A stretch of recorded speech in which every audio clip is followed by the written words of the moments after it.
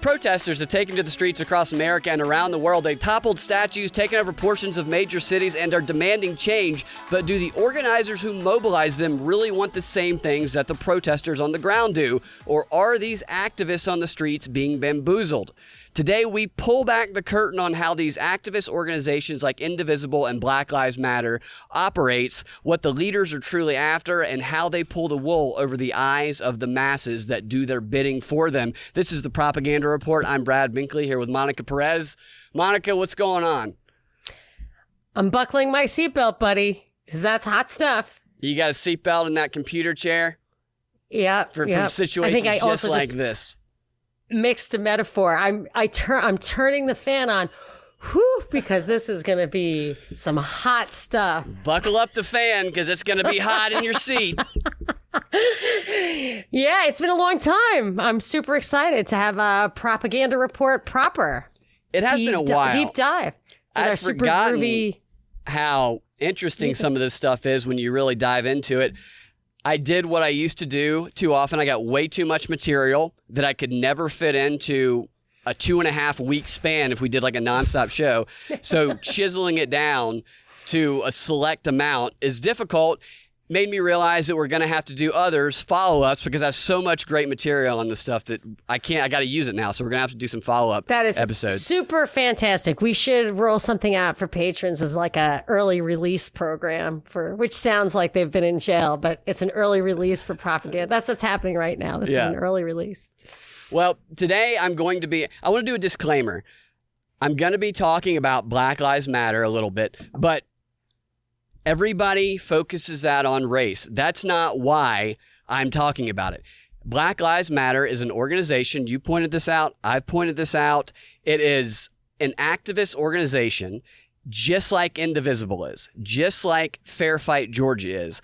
It is just like those organizations, except it has a better name that inoculates it from criticism because everything about it becomes about race. What I'm focusing on are the tactics and what they're really trying to do to the people that they're I think manipulating into doing things that are putting a lot of people in jeopardy. That's why I want to talk about this, because we see all this stuff going on in the streets right now. We see people protesting, people rioting, cars on fire, buildings on fire, statues coming down, and we see people committing crimes on camera, filming themselves, filming each other, as though they have free reign to do it. Yet the stories you're not hearing much about is when the FBI has been arresting some of these people because they've gotten the cell phone footage, they've gotten the cameras from the stoplights. I mean, everything is surveilled. So even if you don't think somebody's filming you, you're getting filmed, and people are committing felony after felony after felony on camera,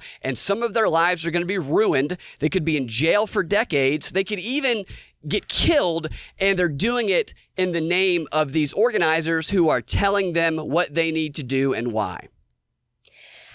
And the fact that the cops are pulling back, unless the statute of limitations for that stuff is like 1 day, they're going to let people just wind themselves up and wind themselves out and not see any consequences, not see any deterrence. It could go on and on and on. And later they could just do a cleanup operation. That's why I never liked the body cam. I always said from the beginning, the biggest problem with body cams for cops is, first of all, anything that they have, we should have on a live streaming URL that can't be edited, that's literally live, because if they have the right to get that material without a warrant, all their rights are based on us, then we have the right to see it.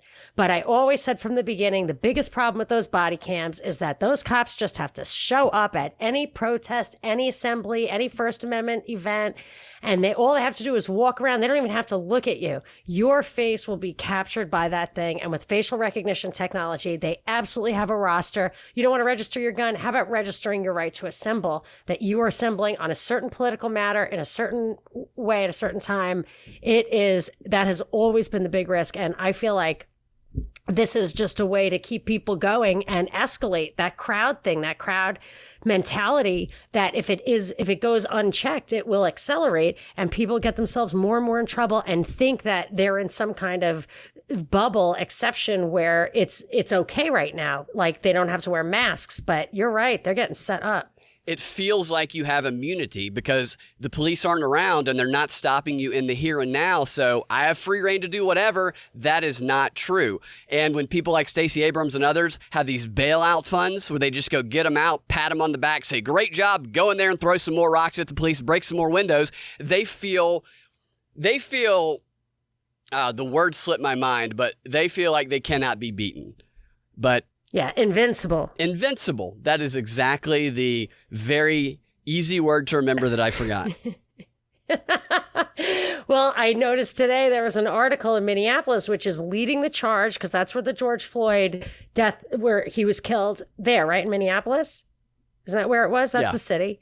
And that city, the city council is leading the charge on getting rid of the cops, of the police department, disbanding it. Normally everybody says defunding, but they're disbanding it. Now, I just read in a very obscure little article, maybe it's widespread news now, but in a pretty obscure little article that the mayor is asking the FBI, the Secret Service, ATF, alcohol, tobacco, and firearms, all things that shouldn't even be illegal. So they're bringing in a worse situation. He wants to regionalize the police response. So wait until they convince you that it's all pulled back. You do your worst. It's filmed by everyone, including yourself and your friends. It's on your own Facebook page. It's on your friends' Facebook pages. And then they come in with the feds.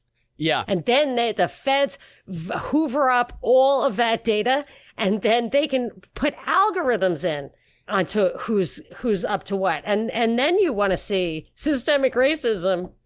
Just because the media is talking about the anarchism that's running wild and the police not arresting anybody and the police precincts being abandoned does not mean the laws have been abandoned. They are still in place and can still be enforced if the evidence is gathered, and the evidence is absolutely being gathered. This actually kind of reminds me of the Stacey Abrams thing we talked about, where she wrote the law in 2005 that was said to criminalize poverty. It was targeting panhandling. And then there was an undercover operation where a bunch of agents dressed up in Hawaiian t-shirts and pretended to be tourists and baited the homeless people to come panhandle. As soon as they did, they rounded them up, put them in jail. They have a $1,000 fine, which none of them have because they're panhandling, and they end up stuck in the system. This reminds me of that at a larger scale. And I think there was a later incident that may or may not have been related, where all of a sudden they got a lot of funding to build prisons or shelters or whatever it was that the event may or may not have triggered. But that is not an uncommon way of doing it. Is that I remember, and maybe it wasn't true. I don't know, but I remember going to Cowboy Stadium. Abrams did support a shelter, by the way, a shelter that went up right after this. She was associated with it. She was on the board of it, and it ended up housing some of these people. And that actually isn't even nefarious. If there was also a jail that came up in the wake of that, that would be something that I would really worry about. And that's what I think with this. What I really think is happening, if you listen to our daily show, is that when they defund the police, and even if they disband the police at the local level, there is not going to be no laws and no policing. They're not restoring the Second Amendment. They're not restoring absolute property rights. They're not getting rid of the drug war. Both the Democrats and the Republicans are tying their protocols and accountability to the police, totally unconstitutionally, to federal funding. And why would anyone take the federal funding? Why would everyone take the federal funding and all the strings attached? Because they have no funding left themselves. And why is it so easy to defund them? Because all the tax coffers have dried up, because the economy has been ground to a halt, not by a disease, but by policies. Yeah. The police could definitely, whether it's the local or the federal police that come in, meet their quota pretty quickly. Could be some mass arrests that happen. And a big part, a massive part of both of these bills, the biggest thing is the Republicans and Democrats act like they're not putting forth the same thing. It all reflects the same ideas. And one of the major ones is that it's all about data.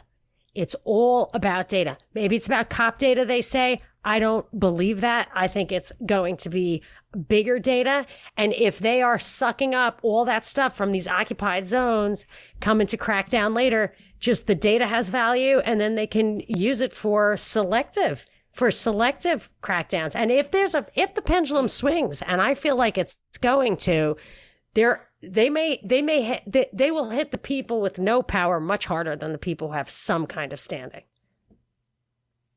Yeah, and along with arresting people potentially, this data is going to enable them to do some other things as well that we know that they do, because we've gone through some of the CIA OSS training manuals. They love to bribe people. They love to compromise people. They have data on everybody, not everybody, but all these people who are involved in protest, their behavioral data. They know which people will take the further step and do the radical violent action or the window smashing action. They could go to these people and say, we have this long list of felonies we can tag you with. You'll never be able to get another job in your life because nobody's going to hire someone who sets buildings and fast food places on fire. So you're going to do some of our dirty work, or we're going to slap you with some federal offenses.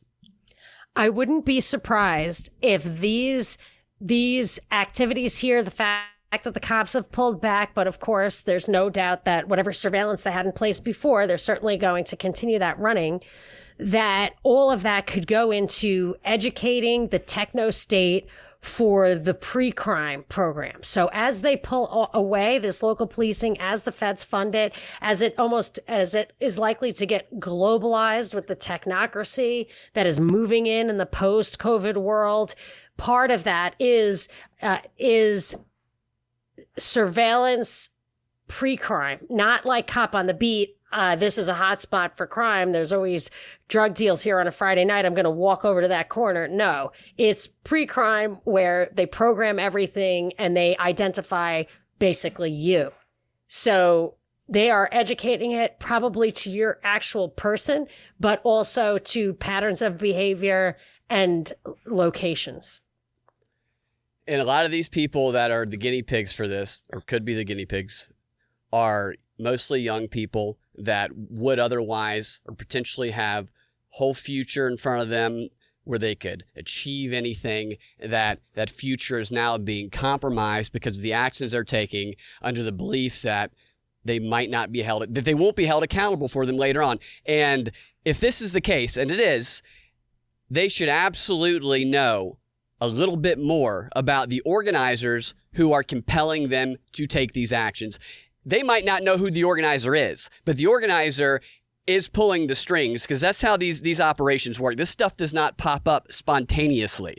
It is planned and ready to go, ready to pounce on the most controversial issue that furthers their agenda. And I want to start by highlighting a little bit about one of the Black Lives Matter co-founders, Patrisse Cullors. She is the one who I talked about last week, who on a radio show talked about how there is an ideological focus for Black Lives Matter. And her explanation for that focus is, I'm a trained organizer and a trained Marxist. Marxism, somebody who's a trained Marxist, looks for conflict. Marxism is about finding conflict. It does not cooperate. It seeks the conflict in every avenue of society that it can either create a conflict or it can take a small one, amplify it, agitate it, turn opposing forces against each other, and then find that synthesis that pushes it forward, that helps it gain power financially or socially.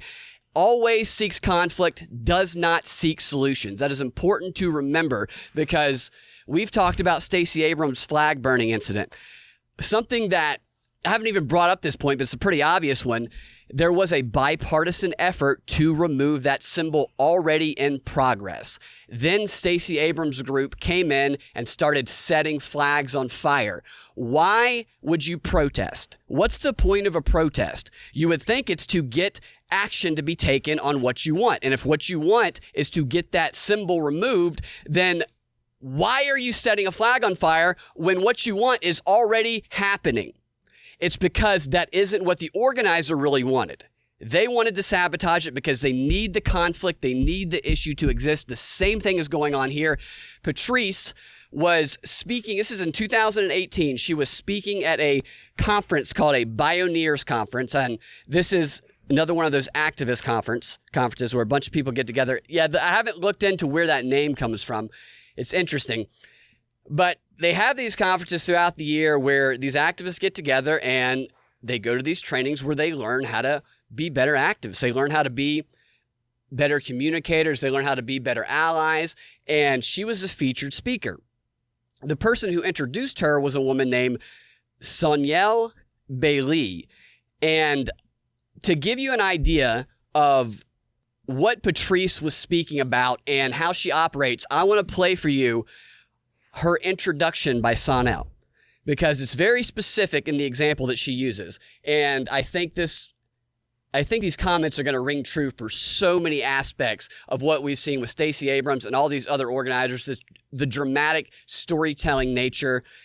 I had the good fortune of seeing Terrell Alvin McCraney speak at the Othering and Belonging Conference in 2017. And he said, "I want theater, and I want narrative and prose to scare the shit out of me, to open me up, to open up my heart so I'm walking home shaking. And the only way to do that is by following women, black and brown queer women, give it up, assigned or trans. And to that end, without further ado, it's my honor to introduce an activist, an organizer, a daughter, in the words of Kevin Powell yesterday, a founding mother in the lines of many founding mothers, to come to the stage. So let's give a warm Bioneers welcome to Patrice Concolors. So she was there talking about, in part, the use of story to mobilize, like Stacey Abrams talks about a lot. And I did a lot of reading into this, and I'm not going to get into most of it on today's show, but this will be one of the follow-up shows, a specific focus on how story is used. But it's crafted. The narrative is absolutely crafted. It makes it abundantly clear. They don't worry about truth at all. We knew that anyway, but it's laid out in these training materials. It's not about truth. It's about what she said. It's about scaring the shit out of people. And this is the founder of Black Lives Matter who is being introduced on this theme. So that was Sonel introducing Patrice? Yes. Okay, got it. Yeah. Patrice coming out. Yeah. Patrice, she knows how to scare the shit out of people. That's what I gathered from that. And then some of the research I've done confirms that. But that speaks to a lot of things we've talked about for so long. We want drama. We want theater. They have the theater of the oppressed is something that the communists used to do to dramatize the way that they've been oppressed by their oppressors out in the streets. And we see forms of this going on right now. This is stage. This is theater for the people who are organizing it. The people who are on the ground, there's a lot of true believers. They might not know this, but they are players in a dramatic play that the organizers are putting on for purposes that the activists might not truly understand. This is interesting because for forever, I see in art, I can hardly watch movies, I can hardly watch anything because it's ham-handed messaging. It's propaganda. There's just no way around it. You can see very clearly, easily what the point is, if it's pro-CIA or pro-cop or whatever the message is. It's pretty easy to see it. And at this point, I find everything from the news to movies on Netflix, it's as if they are no longer wasting any time giving you art that isn't just ham-handed propaganda. It's almost like, why waste a half an hour on and something that has other value in addition? They don't want to, it's like, it's too much of a waste. And now that you put it in this context, I'm thinking, why not? It's just a change of medium. It's just a change of medium. The news, reality shows, these are art and they're art on the screen. But why not, if you're going to have them in life, it's just a different medium presented as being as true as the news or reality shows. And it may not be, I mean, I don't know what you're about to tell me, but I guess I don't see any reason why it wouldn't be any less true than those things. It's live action, out in the street performance art where some of the performers don't realize they're even performers. The organizers, which is the nature of the reality show. Some guy comes in and tells you that he just saw your girlfriend screwing the guy they rented out the third bedroom to. Yeah. Actually, there was a funny Dave Chappelle show like that, but it was a reality show. Anyway, they set up You scenarios. talking about Wife Swap? That episode? No, I think I was talking about where they bring a friend in, Charlie Murphy, just got out of jail, and he borrows the guy's girlfriend. You don't remember that one? I don't think I've seen that one. I think it was a reality show. Anyway, the guy was crying, whatever. But they set up these scenes in the reality shows where you play through whatever it is that they threw in there. I mean, it's improv, right? A reality show, isn't it kind of like improv, but the people who are living in the house? Yeah. I don't know. Maybe From I'm what saying I understand, improv wrong. they know the scenarios out. are supposed to accomplish, and they probably do get some conflict. I mean, they absolutely get conflict that's unexpected, like the Jerry Springer show. So you're saying your wife cheated on you with your so-and-so, your best friend. Well, here's your best friend. Here's your wife. It's like that. You know? But the one, the back, I never even watched it, but like the MTV one, the very first reality show there was, they put a bunch of people, kids, 20-year-olds or whatever in a big place. Bunch of liquor. And I think, and I don't think that they were all actors. I think that they did not realize what they were getting themselves into, and they had problems. They had like depression problems and stuff. And I'm just saying that even the reality show, even the hosts of the news, when you see that chick read off the ridiculous names of the pilot of the Asiana Air crash in San Francisco, you know that these newscasters have no idea whether what they're saying is true or not. It doesn't matter. Right. So the people who are doing the performance when it's supposed to be true don't necessarily. It's better when they don't know. Yes, because they can be authentic actors. Yeah, they don't have to act. Authentic as they can be. Yeah, that's a great point. The producers of MTV Real World, ironic that it is called Real World, but the producers with that scenario throwing these young kids into a house together, good-looking young kids, and giving them a bunch of alcohol, letting them go to a big city or at the beach. I mean, this is like a spring break, national television fame. The producers knew exactly what was going to happen. However, the people getting in the house just thought they were coming to party and they didn't think it through. So they were, somewhat genuine. At least everybody when the camera's on, they know the camera's on, so they act out. I knew a real nice girl who was, she said, oh, they want me to be a rich housewife or on a show. And I just begged her not to do it. I don't think she did it, but I just said, they will really hurt you and your family. Somebody tried to get me to come out and potentially be on one of these reality shows recently.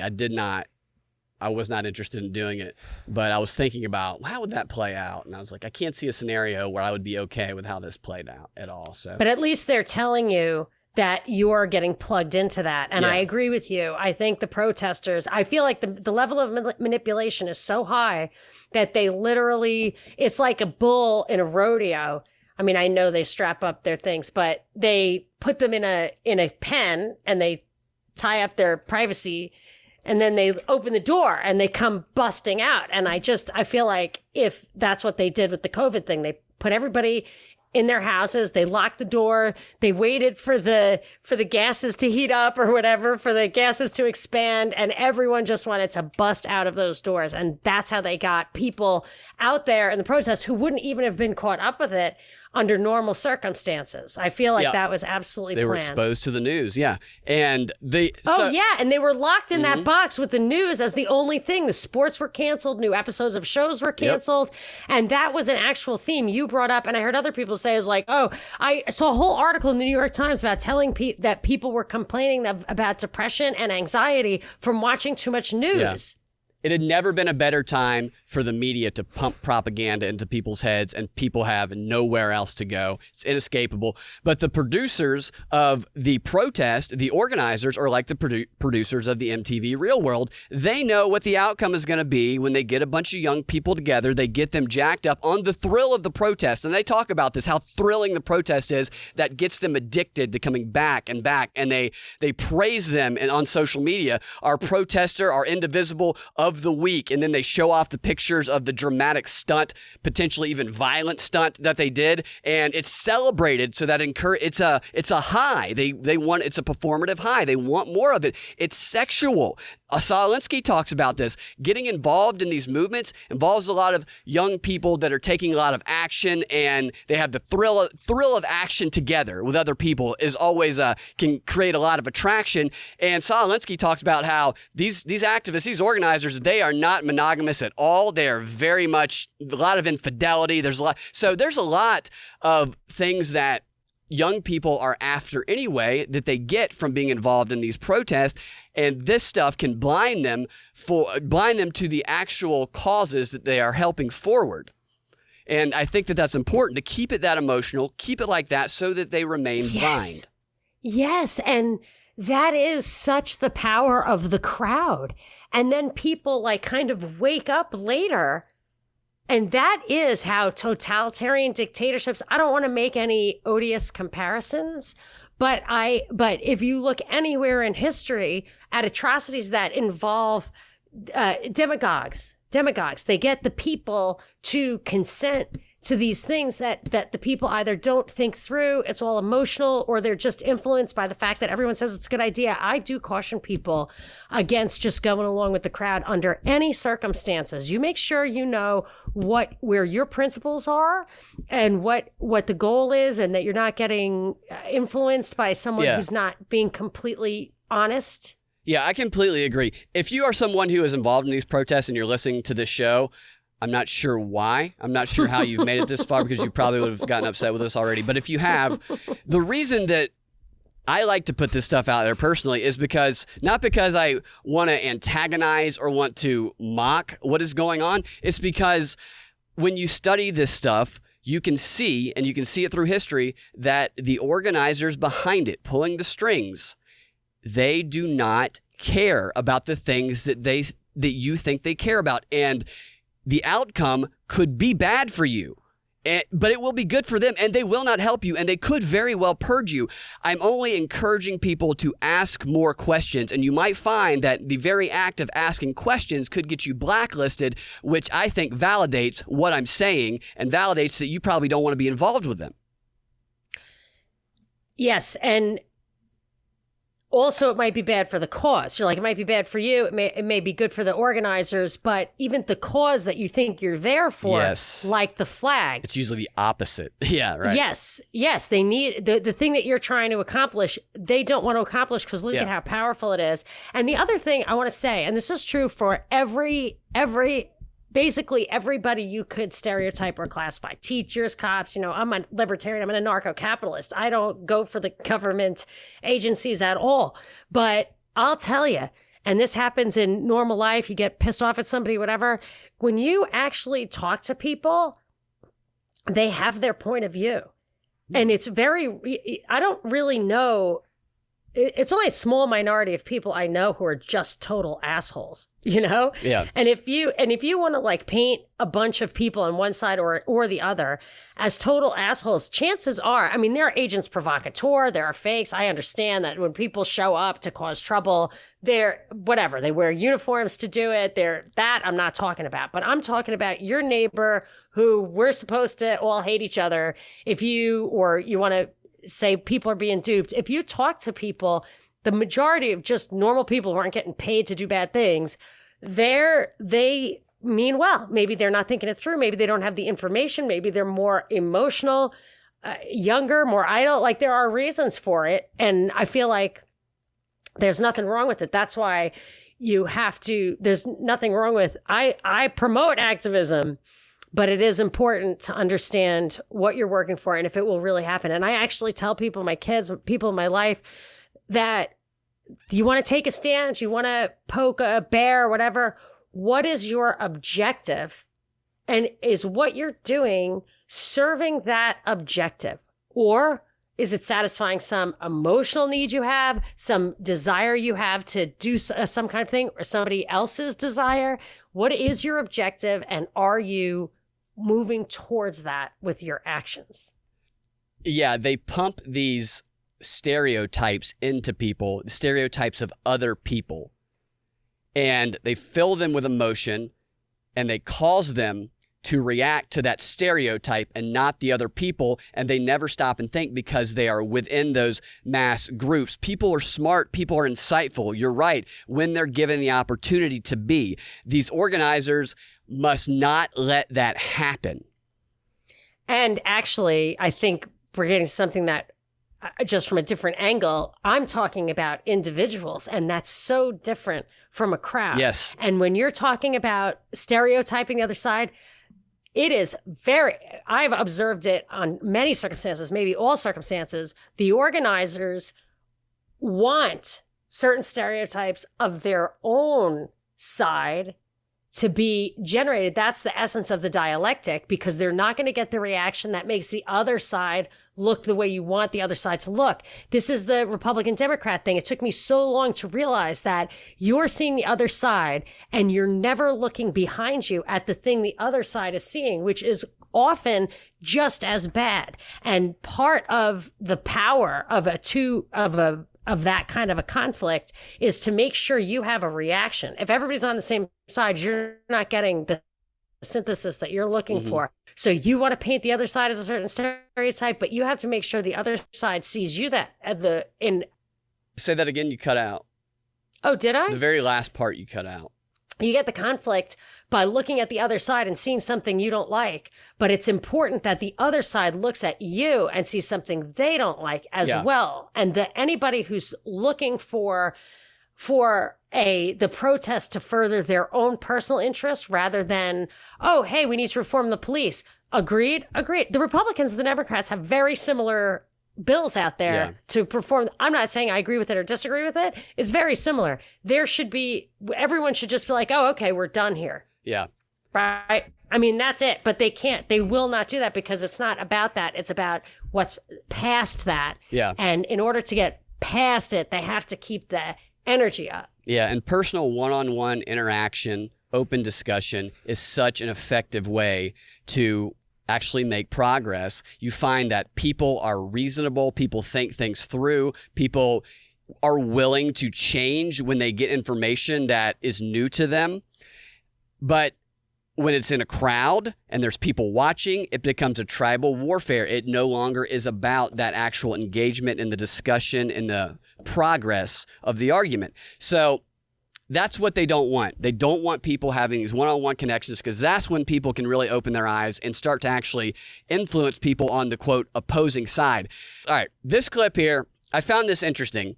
Patrice, this is the co-founder of Black Lives Matter, the official Black Lives Matter, I should say. There's another Black Lives Matter foundation that was founded 2 years before this that is blacklisted from the actual movement, despite the fact that it was founded first, despite the fact that it's like a 70-year-old black man who wants to end police brutality. He's been blacklisted. His GoFundMe account frozen. His PayPal frozen. He's smeared as someone who is exploiting the name to try and benefit financially, even though he was there first. And the whole reason that is because the way that he is trying to end police brutality is through cooperation, through working with the police and connecting police with African-American communities, making them familiar with each other, get to know each other, which is a great idea. But that is not okay with the Marxist Black Lives Matter organization that is worldwide, because they need conflict. He is not pursuing conflict, so he's blacklisted. It's terrible. And any movement needs unity on their side. You can't have a schism within, because then people will start talking and they'll start evaluating, and maybe they choose the other side. That's Absolutely. why Republicans, some conservatives hate libertarians worse than liberals do. Yeah, to me, that in and of itself, that other organization getting kind of blackballed from the movement shows that it's not really about that phrase that people keep saying, Black Lives Matter. Because if it were, then they would care about what this guy cares about as well, and he would not be smeared and blacklisted. It's about pushing these Marxist agendas that they would be pushing under some other name if it wasn't the Black Lives Matter name. I actually think that because it isn't really about that, it isn't really about whatever they're saying it absolutely specifically has to be, they're going to have a compromise on this. And of course, it's obviously going to be federal funding and de facto control of the local thing. And they will have someone who champions that compromise, but it's going to be someone they control. So maybe it's Stacey Abrams. She came out and said, but it's not going to be this guy, because this guy probably, especially when you get older, you're like, you know what? I'm just going to do my thing. He wants to solve problems. From you. He wants to solve problems. They don't want that. And they also want if you're going to accept a solution, the synthesis, it's much better for you to get credit for it and control its implementation. Yeah, right. You can't give other people credit for it. I was reading something about getting your issue as an activist, and I think this was Saul Alinsky. He was talking about when somebody is already championing the issue in their way and people are familiar with it through these other people championing it, how that's fine. You can help them if you want, but it is not your issue and it's not going to benefit you that way. So you have to harpoon it and make it yours. And I'm like, that's what Stacey did when she burned the flag. Is she could have supported the people that are already doing it, but it wouldn't be her issue. She wouldn't get to benefit, wouldn't get to increase political power by exploiting it. So she sabotaged it. It sounds like high school girls. It really does. High school girls who are really good at being high school girls. Yeah, cheerleaders. You know what I mean? They know how those power dynamics work. You think Stacey was a cheerleader? They do know the power dynamics. Yeah. No, I don't. But I just think it's funny because I can relate to that, having been hurt by that kind of thing. That's interesting. Like, that's a good idea, but we're not doing it because it's Monica's idea. And then 2 minutes later, everybody else is smoking in the fire escape, and I wasn't invited. Yeah, the power dynamics of high school cheerleaders is similar to that of politicians, I think. That's a great point. Okay, so... See, I would have been a great cheerleader, except for I wouldn't... You'd stop in the middle and you'd criticize the cheer if it were, this isn't true. Our team's not the best. We're not number one. We haven't been number one. No, it's that my 8 older brothers and sisters would have pummeled me if I did anything but listen to rock and roll and venture to school spirit. I needed to drop out of high school in order to remain a member of my family. Oh, well, that's the only way you could get accepted. Basically. See? And so it doesn't have to be a good thing. It didn't help me, but I fit in with the crowd. Okay, so Patrice here talks about what protesting is to African Americans. And I'm playing this now because I'm going to come back to this probably throughout the rest of the show. I think it's interesting the way that she frames this. For Black folks, protest is grieving. And let's start that over. Listen to that beginning. For Black folks, protest is grieving. And so folks go out, they hold a vigil, they hold a protest, and instead of receiving care, instead of receiving dignity, instead of receiving love, they're met with rubber bullets. They're met with tear gas. Protesting is grieving.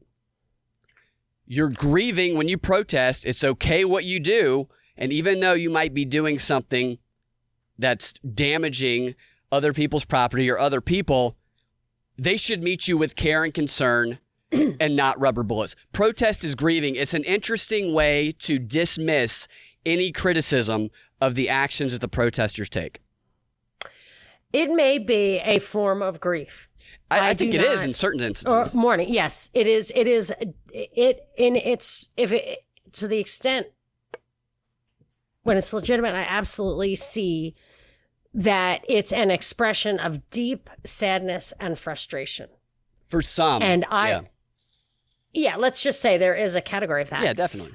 I would say if that's where you are and that's what you're doing, it is really unfair to tell those people to expect to be met by those they blame with love. Because when you are set up for something that is never going to happen and satisfy you, it is deeply hurtful. And I can tell you, I see it. I see people I love.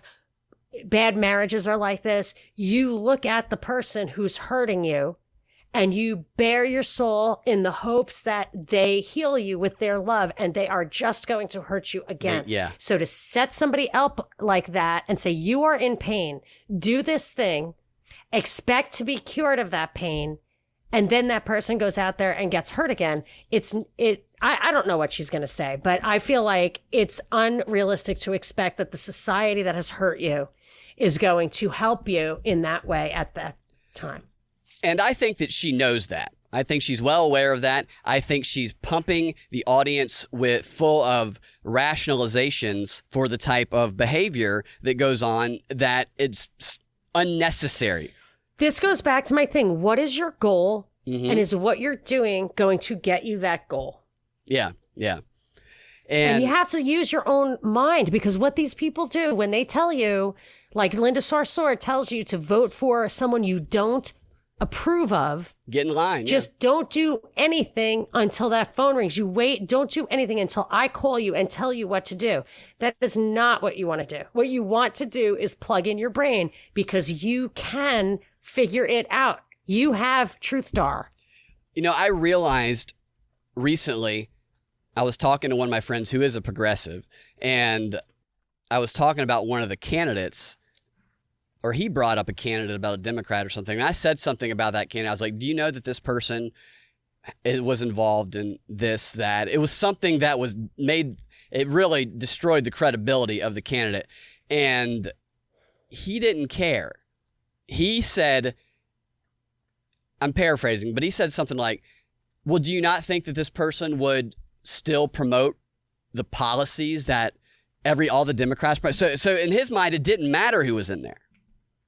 I'll tell you, I kind of say that about looking back at heroes, Martin Luther King or Thomas Jefferson. If people want to say stuff about their personal thing, I'm like, okay, that's fine. If you want to eliminate people for every little thing, not little things, but for anything, if everything's a deal breaker, absolutely no ideology or change can be valid.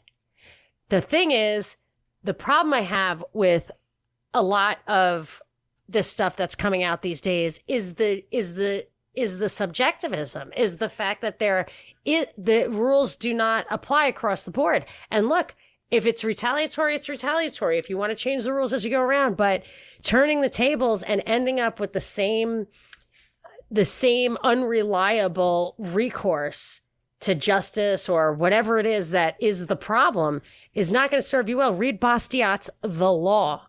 The Law, yes, it's a good one. The Law, it's a short one. To your point a moment ago, I have always thought that a good comparison of what propaganda is to an abusive relationship, to where it keeps promising you these utopian, everything's going to be great, everything's going to be fine, emotional manipulations, only to then destroy you and manipulate you in the background every single time. Really?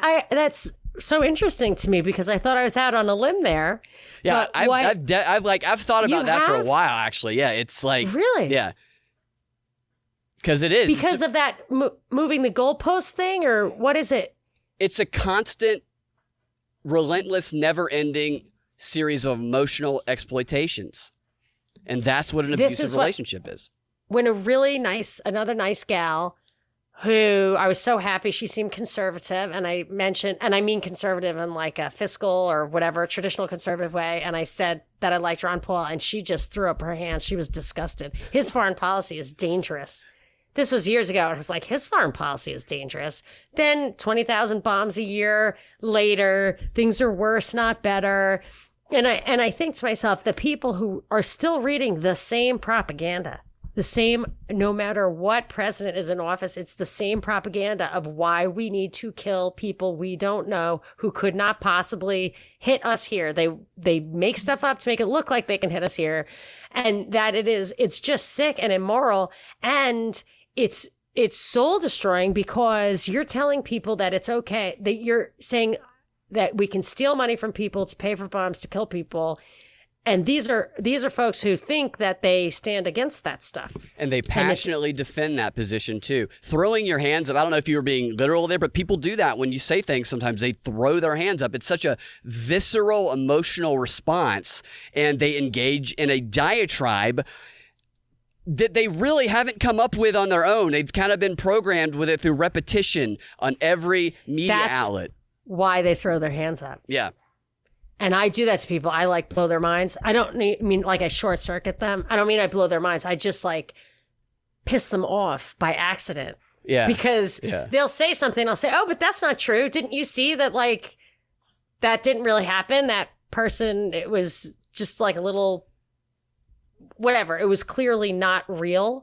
Like the beheadings in Libya in the Bay was definitely not real. Even Fox News had to report that 21 people were not killed. It was a loop of 7 people going around 3 times.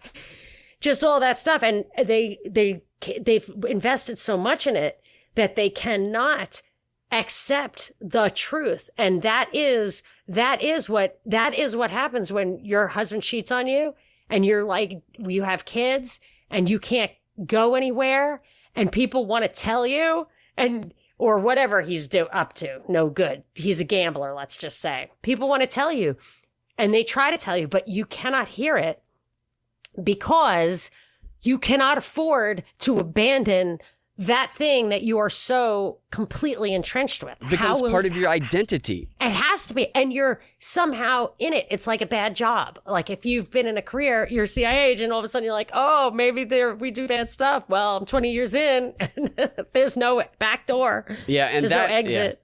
Yeah. That's the power of tribalism and psychological warfare is you turn politics into like a college football game, Georgia Tech versus Georgia. If you spend 15 years of your life completely invested in one of those teams while hating the other, nothing matters. No facts, no truth, no logic. You only want to defeat your enemy. Tribalism makes me crazy. I don't like it, and I'll tell you why. And it's happening. Karl Popper, the Open Society guy who's George Soros's intellectual mentor, or philosophical mentor, talks about how tribalism must be destroyed. The open society means there can be no connections that aren't kind of all the same. And I think that we kind of defeated tribalism by creating pure consumerism, materialism here. And I think they've done it in China. And I feel like that Marx's thing was called the dialectical materialism, right? I don't know what that exactly means, but somehow I feel like we have pure materialism, consumerism, and that they brought, I've read a lot about it. I'm not going to get into the details, but it was Michel Foucault, I think, in the 80s, something like that, brought this identity politics thing, which was kind of an extension of the Frankfurt School, which I believe was the cultural Marxism stuff. And they brought it here and it was very one-sided until Trump brought the identity politics. And now we have that tribalism that's why people say we're more polarized than ever. Yet the policies, if you look at the 2 police reform laws, they are equally unconstitutional, I mean.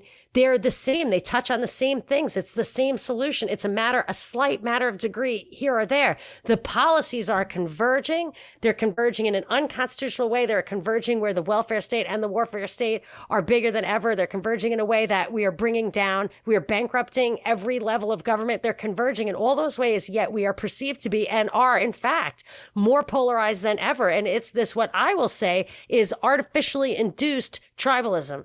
I would definitely agree with that, artificially induced. And it's almost like the more divided and polarized the public gets, the more unified the policies coming from the top get. That's why they do it. That's what the story was. It was The Ideology of Tyranny by Guido Preparata, who also wrote Conjuring Hitler. Good stuff, but hard to get through. He said the whole thing was about keeping our eyes on each other. I mean, it's obvious. We know that's what they're doing, but he actually draws the lines, brings the philosophical framework for it. The real, how they knew it would work is because this guy was smart. Yeah, He figured it out.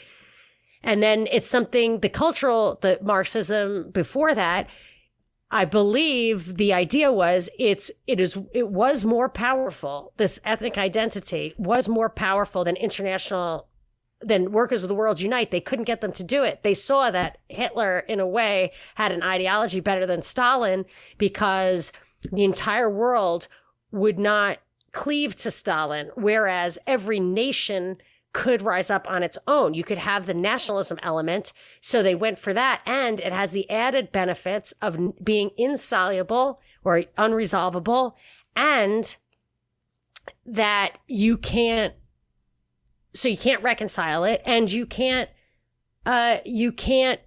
throw it off. It's a part of you. It's a very part of you. It's almost insidious in the fact that it is identity politics. It means you cannot compromise because your identity is your identity. Yeah.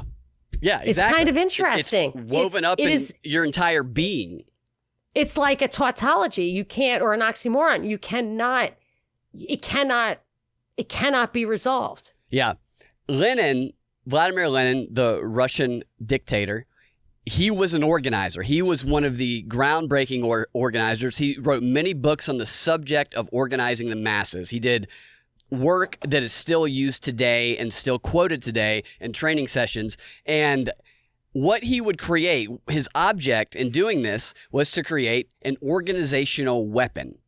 And that is a mass of people that could be mobilized as quickly as possible. He wanted it to be overnight. That probably wasn't true back then. Now, today, with modern technology, absolutely, you can mobilize around the world overnight. But you create this organizational weapon that from now until whenever, you, with the influence and the power over it, can use it as a club to beat your enemies to death at any point in time. And your goal is to maintain that weapon and grow its strength so you can grow your power and your influence using it. And these organizations, Black Lives Matter right now, has become one of the most powerful organizations on the planet with what's going on. I wonder if last year, 2019, I don't know if it was Time Magazine or something I was reading, said it's the year of the protest. Everyone was freaking out about the Hong Kong thing. There were protests everywhere. And I remember thinking, I just don't buy anything. I just don't buy spontaneity. I just don't buy it. And I could see how it was being fostered. We were fostering the one in Hong Kong, and yet at the same time in bed with China on Event 201. What is going on here? And I wonder if ultimately, and then I read that quote from the thing that Stacey Abrams was an intern at. What was it? It wasn't the British American, maybe it was the Salzburg conference. It was something I read, a recent paper from something that Stacey Abrams was an intern at years ago. And it said, we want control, but we also want liberalism. So that means freedom and control at the same time. Makes no sense. But he said, so sometimes things look like they're not liberal, but they help us control. So that's the Iran deal. And then there are other things that look liberal, but not controlling, which is like fostering democratic dissidents in certain countries. Trust us, over time, these things will all serve the interests of, I think he actually wrote something like this new world order or something crazy like that. But so it's very clear that they use these kind of what looks like short-term problems to build long-term power. Yes, and if that's how those protests, maybe we're training people in how to do it in your country, how to communicate on social media, how to dress for it, how to respond. Maybe that was last year was them setting up the networks for the big show. And to that, I want to play this clip. Did Patrice have any more to say in that clip? I've got a lot of Patrice coming up still. This is Patrice again talking about kind of what you're talking about there, how they've been planning for this for a long time. This was not spontaneous by any means at all. So here, she's talking about the themes and her approach. I'll play it, and I think you will be able to see what I mean. Clip 3. And this became an incredibly important moment for Black. She's talking about after Trayvon Martin and Ferguson. The important moment for Black Lives Matter. And this became an incredibly important moment for Black Lives Matter because it's the rise of what is now a global network of 40 chapters across the globe.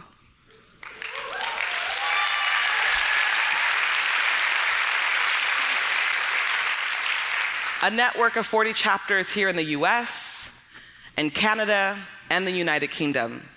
We've seen Black Lives Matter be used across Latin America. We've seen it used, shout out. We've seen it used in South Africa. We've seen it used in Amsterdam, in Australia. Because when we created Black Lives Matter, we were super clear on a few things. One, this movement wasn't a movement about Black Americans only. This movement was a global movement, and that it was incredibly important that we connected ourselves to a larger diaspora, because anti-Black racism isn't a US phenomenon. It is a global phenomenon. The second thing is we were super clear that Black Lives Matter was about all Black lives. It was about Black women, Black queer folks, Black trans folks, Black people with convictions, Black people who are incarcerated, Black people with disabilities. We were not building a movement just for heterosexual cis Black men.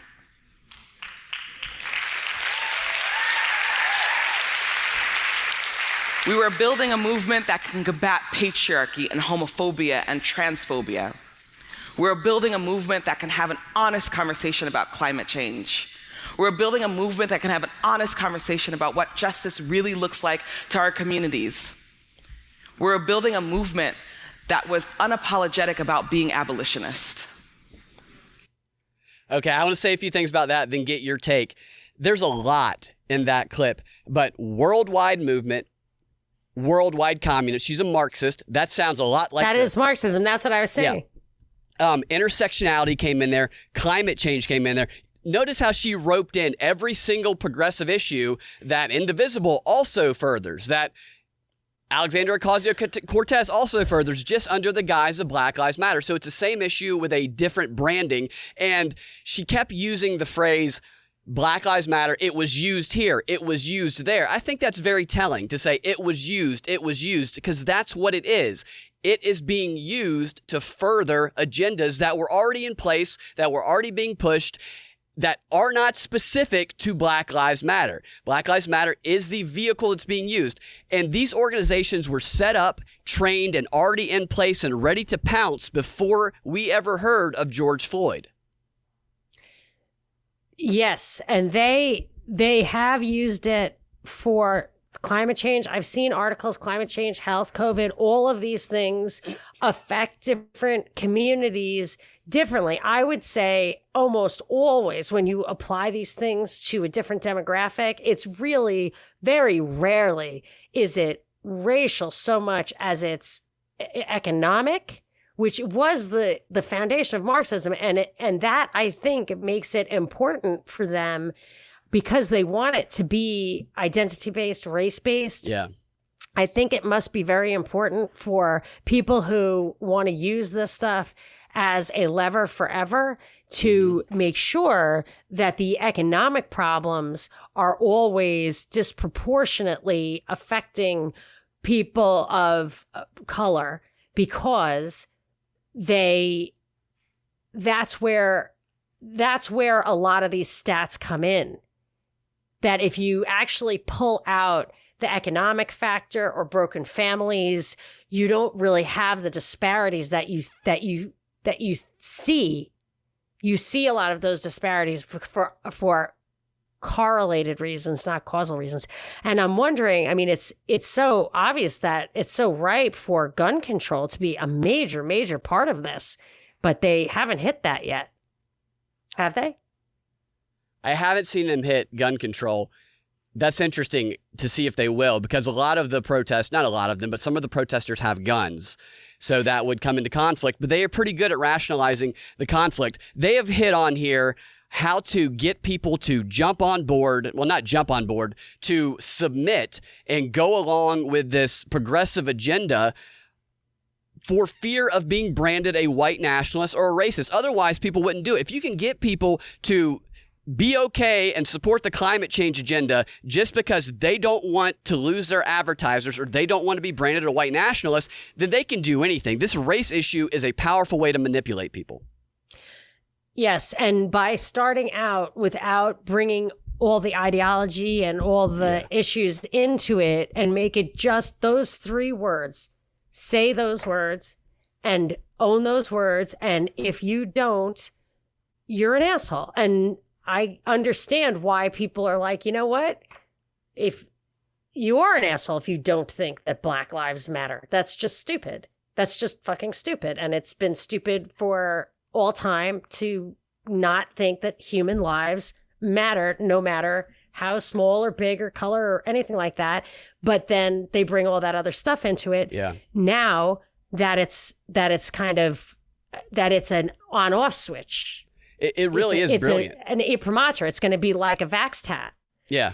Right. So that's what it is. You got to show that you got to show your tat. Yeah. And I feel like the gun issue, maybe this is a tell, which I've suspected for a long time, like abortion. They don't care about the guns because I don't think we're winning a gunfight at this point. Yeah.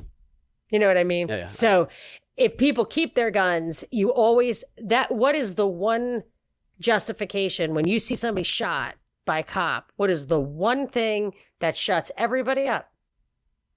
Guy had a gun. Great point. Yeah, so they that's a great point. If everybody has a crappy little gun that is not going to save their life, not that, but if cops have, they're sooner to ban bulletproof vests than guns. Yeah, right. Because if everybody has a gun and only the cops have the bulletproof vests, everything they want to ban just increases the level of conflict and danger. You know, like yeah. No, they know what they're doing. Yeah, that's why the devil's in the details. It really is a brilliant strategy from the standpoint of these manipulators tying together this phrase that is universal truth, Black Lives Matter, tying it together with this organization that is now bound up in all these progressive agendas that have been being pushed anyway, that everybody who's saying Black Lives Matter, not everybody, but a lot of people would never have gone with prior to this. I read a book from the mid 20th century called Peace, from the people who brought you Vietnam and Korea, something like that. Yeah, I've heard of that book. Yeah, it was an old book. Well, I've talked about it before. Yeah, I'm guessing that I'm the only person who's ever mentioned it. Was, I can't remember the guy's name. But he talked about, this was from like the 50s, I think, and it was the UN he was objecting to. He said, that treaty is unconstitutional, and if we don't stand up and object to it, we're going to have to live with it because there's a lot of reliance on that. And if you don't stand up against an unjust contract, you can be bound by it over time. Yeah. Anyway, he said in that book that this unconquerable weapon will be race, that they will be able to change every country, for reasons other than what he was saying is they will use race as a weapon, not to help any people, but just to concentrate the power and the money at the top. And that was going to be the new weapon. And if it is the most powerful tool that the powerful can get, which I talked about on the show recently, that they struggle so hard to maintain this hierarchy, which is really obsolete.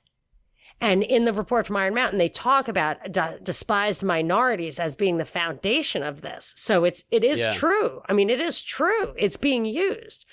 But it's being used by people on both sides in order to stand on the backs and shoulders of the people who are getting manipulated by it and hurt by it. And that's their why lives it's going to stay being that way. changed forever because of it. And it is absolutely not to resolve the problems. No, they don't. If they resolve the problem, they need the problems. They would lose all of their power. If voter suppression didn't exist, if Stacey Abrams solved that, she would lose the issue that she has been made the champion of for at least the past 6 or 7 years.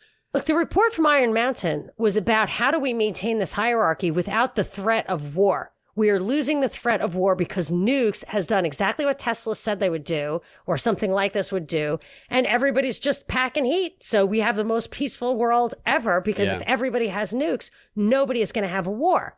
If everybody has nukes, there's a peaceful world, and they needed other forms of terror and fear to maintain the hierarchy.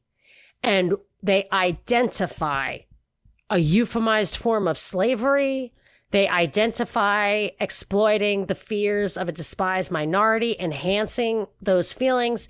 So they are whoever is running the show here, knows darn well that it's like Stacey Abrams's internships. They're globalist. Marxism was basically run by bankers who saw the writing on the wall and needed a system to replace the system that people weren't going to tolerate anymore, but they were still going to tap it at the top. Yeah. I have one more clip from the co-founder of Black Lives Matter, and then I have some clips from that indivisible training I've been telling you about that really shows you how they really just start warping reality and flipping it on its head, like in 1984. But there was an audio from a podcast that Patrice was on a few weeks ago that I found, but I wasn't able to pull the actual clip from the website. It wouldn't let me download it. But what she says in that podcast that I found very interesting, which we had talked about already because you could see it happening, was she said that the police officers can do nothing. She was saying that it doesn't matter what we do. They can do nothing without looking horrible. So she was talking about the power they have gained through all of this. What podcast was that? It was a podcast. I think it was an NPR podcast that was like I thought that's what you said. Yeah, 2 weeks ago that Patrice was on, talking about the movement, talking about how Black Lives Matter has gained so much power and done what they've done in this moment. They'll just say in this moment. And the emphasis on the cops can do nothing to us. They can't do a thing because everybody will make them look bad no matter what they do. That goes right to what you're saying. That's a terrible message to tell people that have no freaking power. They have no name. The cops they'll be back. And you tell people they're coming back. That is like I'm thinking about liability. You tell people the cops can do nothing. People listening to this, they go, well, the cops can do nothing. I can break all the laws they want. Yet they're still tracking you. You end up in jail because you follow the advice of this organizer. And not that they want to break the laws even. It's that that's what's being modeled. Yeah, and I guarantee that's what it looks like you're supposed to do. Yeah. Guarantee you she ain't out there breaking the laws. She ain't out there throwing rocks in windows, setting buildings on fire because she knows that it's going to come back on people. Here's the last clip from Patrice. This is a long clip. You can ask me to stop it at any point if you want. The reason I'm playing all of it is because I think it's important, because this is an example of mind control. That's the best way that I can put this. She illustrates in this clip how you can get one of the challenges with organizing and building an organizational weapon is how do you get a bunch of people with conflicting interests and conflicting wants that come into clash with each other underneath one umbrella, pushing the same message and the same agenda? How do you do that without them falling apart and fighting? Well, this shows you one of the ways that they do this. What she does here is she starts to talk about what they're building with the Black Lives Matter movement. She talks about we and us and together we're doing this and what we want, our vision of the future. And then she says, or she does, and she leads them on a guided facilitation, a guided imaginary facilitation. And this is hypnosis. I'm going to play it. Just listen, and then we'll talk about it more after. And you can ask me to stop at any point in time if you want to comment. Part of our work, all of us in this room, is not just about tearing things down. We know that. But what are we building? And what are we building towards? And so I just want to ask the audience for a couple minutes to humor me. Close your eyes. Put your hands on your legs or beside you. And take a moment to imagine that we are living in a different time. To imagine that we are living in a moment where all of our needs are met. Every single human being that we interact with is not suffering. Instead, we are led with joy. And take it a step further and imagine what you would want your community to look like, what it would sound like. Listen to those sounds, honor them, and take it a step further and imagine what would be built around your community. Imagine that every single jail and prison no longer has a place there. And instead, there are homes for everyone, community for everyone, good, healthy food for everyone. And take it a step further. And imagine that healthcare is no longer a big business.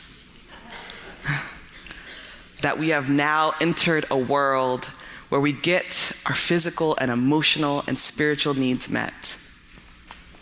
That we, yes, can go to professionals, but we also have access the parts of us that know how to heal ourselves. And take it a step further, where women no longer have to fight for autonomy of our bodies, where folks who are trans survive past 35. And just hold that right now in this moment. Hold that feeling. Hold how special that vision is. And as you slowly open your eyes, take the time every single day to remember that vision. To remember why we fight so hard. We're not fighting so hard because we want to fight so hard. We're fighting so hard because we have a vision. We have a vision for what we deserve, for what every single human being, animal being, plant being deserves. And when you think about Black Lives Matter, when you think about the movement that has been created over the last 5 years, remember that our movement is about imagining a world where Black folks are actually free.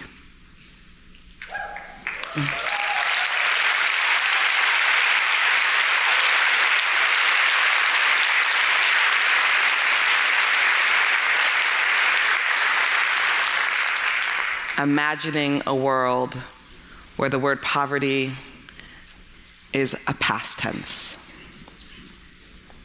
Imagining a world where we don't need handcuffs or shackles any longer. Imagining a world that we all deserve to live in.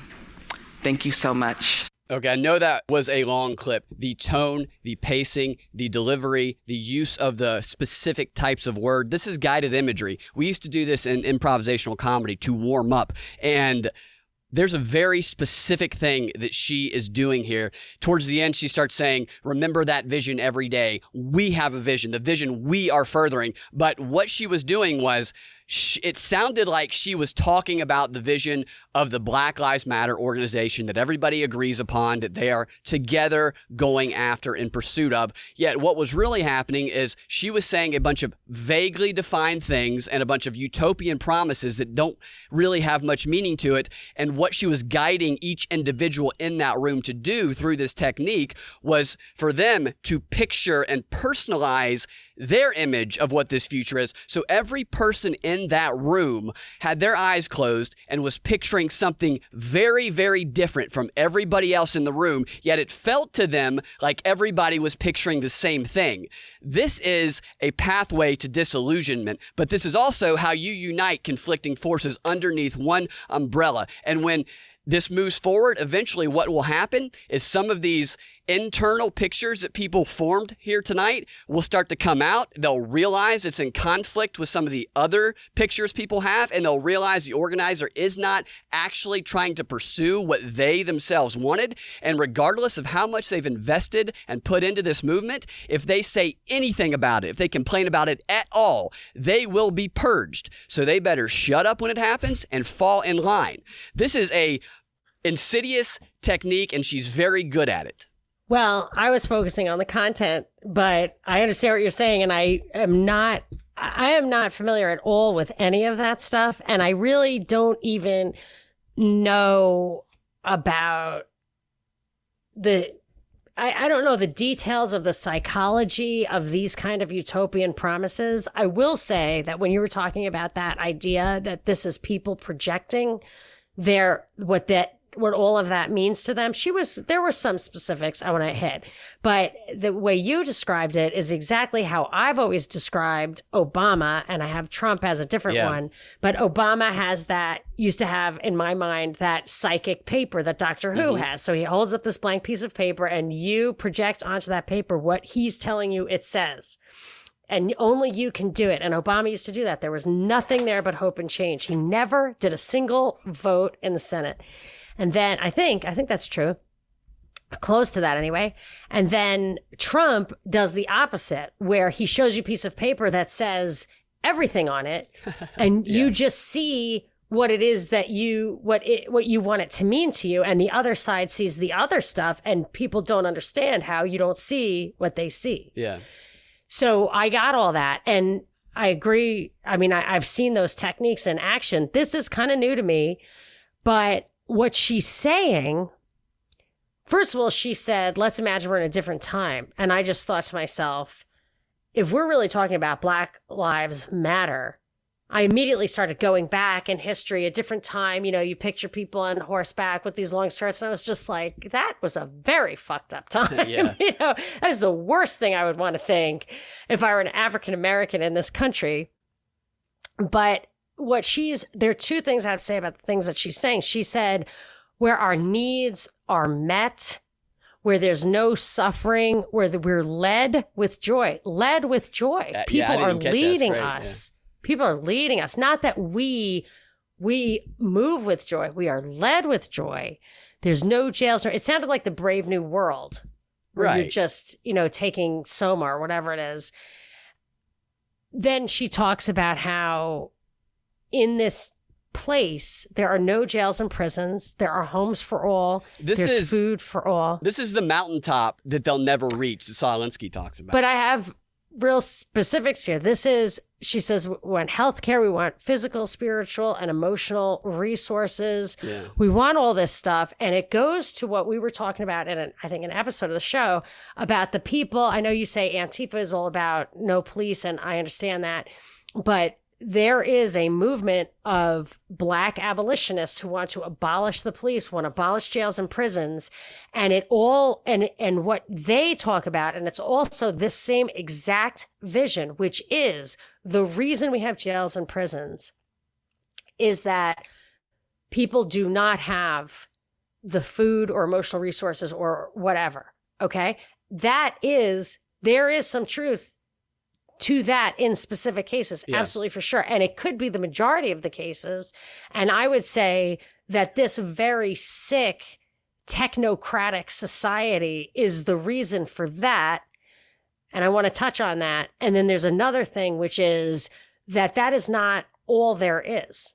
So everybody is sick in this technocratic society. And everybody who's taking Prozac is somebody who this society is hard to manage. And that's like everybody. But they're not all in jail. So some people are in jail because they are that far gone for those reasons. But don't forget, this is this idea that human nature isn't what it is. And this is the difference between left and right, in my opinion. This is the difference between the individualist and the collectivist, is that human nature, it seems to me, human nature is immutable. If a new baby were born in the middle of nowhere and popped around in different times or places, that would not be a new man. It's not born with the new chip in its head. It's a baby. Now, if they start with genetic modification, I can't speak to that. But so what we have is desires. We have desires to satisfy our needs and our desires to satisfy our wants. And we also, most of us, I would say, want to get the most of that stuff that feels good by doing the least of that stuff that feels bad. And that stuff that feels bad is called work. Yeah. And that's why we have, even if you don't have all this other stuff, work is suffering. When you grow your food, your hands are going to hurt. They're going to be raw at the end of the day. Their work is what causes the suffering. And then what some people want to do, because they want more than they can produce, is they want to talk you out of yours. That's the political means. Or they want to steal it. That's a criminal means.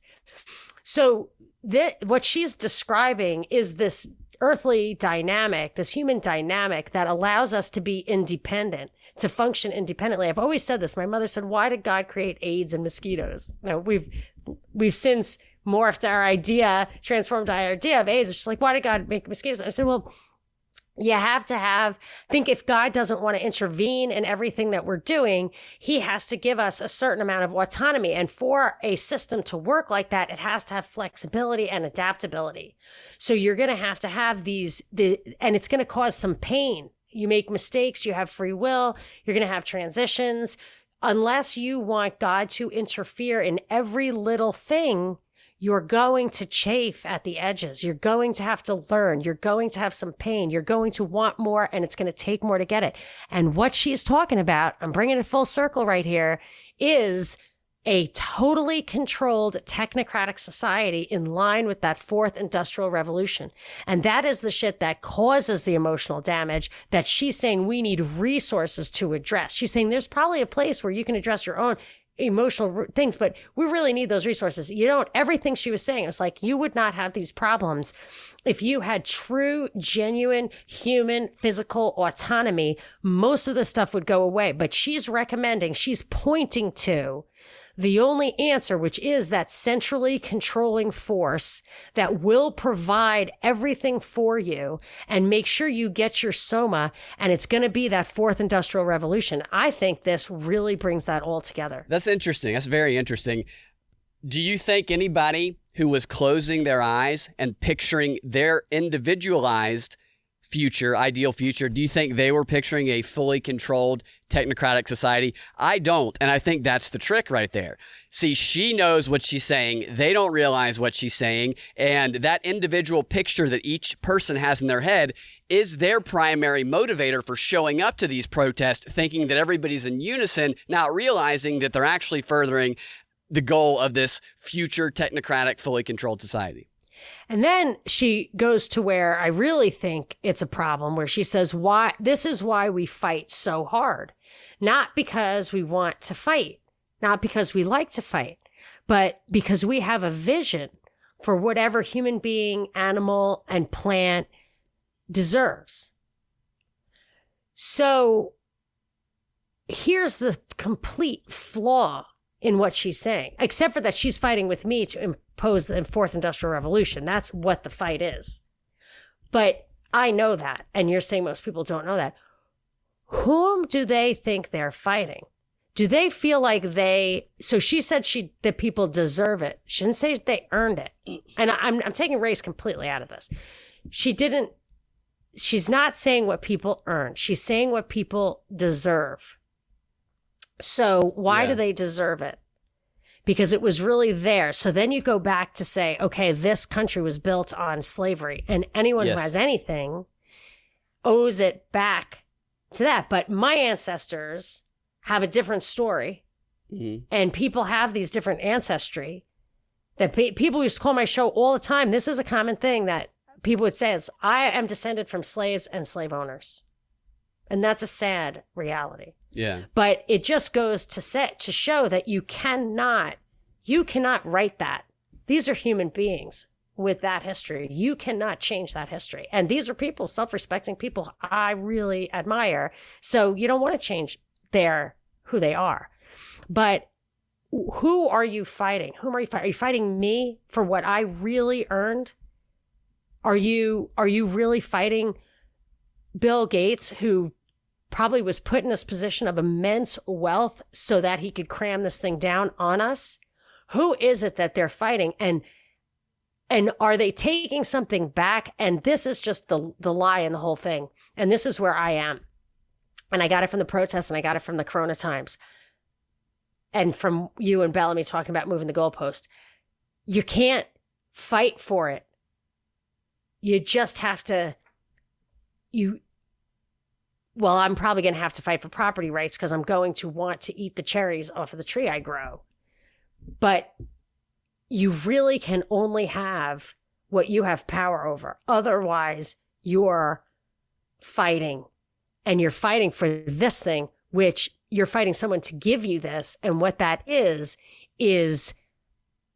a biologically altered human being that is plugged in to a technocratic system. That's what the vision is. That's fantastic. I was thinking about the technique she was using, but that is exactly like, that fits right in with the way that I've been thinking about this. The agenda of the people organizing these masses is I'm not saying beyond their understanding, just beyond what they've ever thought about, because they haven't studied this stuff, and they're kept so emotional, and they keep it so base and tribal that they think it's something else that they're fighting for. And you said something about abolition. I doubt she knows it. I doubt she'll watch Fourth Industrial Revolution video and think that is what she's talking about. You could be right. She said abolitionist in a clip I played earlier. She said that we're proud to be unapologetic abolitionist. I don't think she was talking about police when she said that. I think that she was talking about slavery, because when she finished up this comment here, this clip, so first she said, and we're unapologetic abolitionists. Everybody claps. Abolitionists wanting to end slavery. In my mind, I think she was implying that we are all still enslaved by our opposition. And in this clip, she finishes this clip, we will truly, finally have freedom from that slavery. So to imply to the people they're training, if I'm correct in this, is implying and teaching that you are still enslaved and you are fighting to break the chains. You know what? It's a slave. What we are all slaves to? We are all slaves to desire. Mm-hmm. And that's when you go to the yoga stuff. And I used to read the Swami Satchidananda, the Patanjali, the sutras, the yoga sutras of Patanjali. The answer is very simple. The answer to having all of your desires satisfied. There's only one answer. It's yoga's answer, and it's like my mom's Catholic answer. Can I guess? And yes. Have no desires? Yes. Yeah. That's the only answer. And what she's saying is the things that you want are all reasonable, physical desires, and they should be satisfied. It's almost, I am not going to put this on her. I'm absolutely not going to put this on her. But I also used to read, what was the guy? Krishnamurti. Krishnamurti was a guru kind of guy, and he got too dark. He was like, there's no such thing as love. Well, love is selfish. I understand that, but in a glorious way and not in a sinister way. Yeah. Then I dug deeper into his backstory, and he was considered to be the kind of messiah of the Theosophical Society of the Luciferians. Is that the devil worshippers? I mean, it's the Lucifer's Trust. Yeah. I mean, I don't know if they worship. Yeah. Yes. I'm not sure they even believe in the devil as a person. Yeah. But it's absolutely like, that's for reals. And he pulled away from it. He broke with them. He would not fulfill their desire for him to be that. But that whole scene is about God is not good, because he gave us all these desires, and then he either made us work for them, or he told us that we couldn't satisfy our every whim. Why would you make me lust after that woman and then not let me take her? So that's why they say the beginning and end, or whatever, the only rule is to do as thou wilt, which of course does not work at all, because that woman does not want to be raped, or 1,000 people want to rape her and they can't all rape her at once. That's a problem. It's a big problem. So I'm just saying that to say that your desires, that you deserve to have all of your desires satisfied, and at the same time have no pain. Work is pain. So it just circles back to this idea that it's wrong, it's evil. So like the Catholic thing is like, I have Catholics I know who say suffering is good. Suffering is good. Yeah. I don't subscribe to that. But if you think that it's not okay to have to suffer at all in this life, you're not going to grow and you're not going to create. Yeah. And it's the creation that keeps us alive. Yeah, that physically it and sparks mentally. from that suffering. Yeah. Yeah, great Not point. not because suffering is good, but just that work is painful. Like that's why it's in the Garden of Eden story. You get a new that perspective it's too. Painful. Yeah. But I'm just saying it's just fucking painful to lift shit up Yeah. and to plant them. You know what I'm saying? And that it's consequential. It's not even a punishment. It's just the fact that your muscles kind of hurt a little bit when they break and reform, and then they're stronger. Yeah. But that's what it takes to get that taproot out of that stump. Yeah.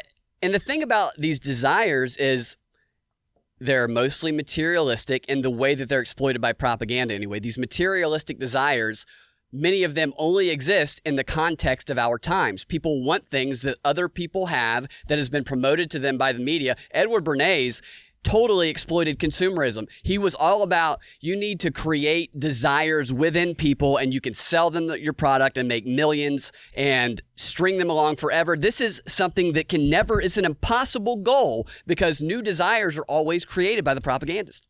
And this brings me back to where we started about the materialism. Mm-hmm.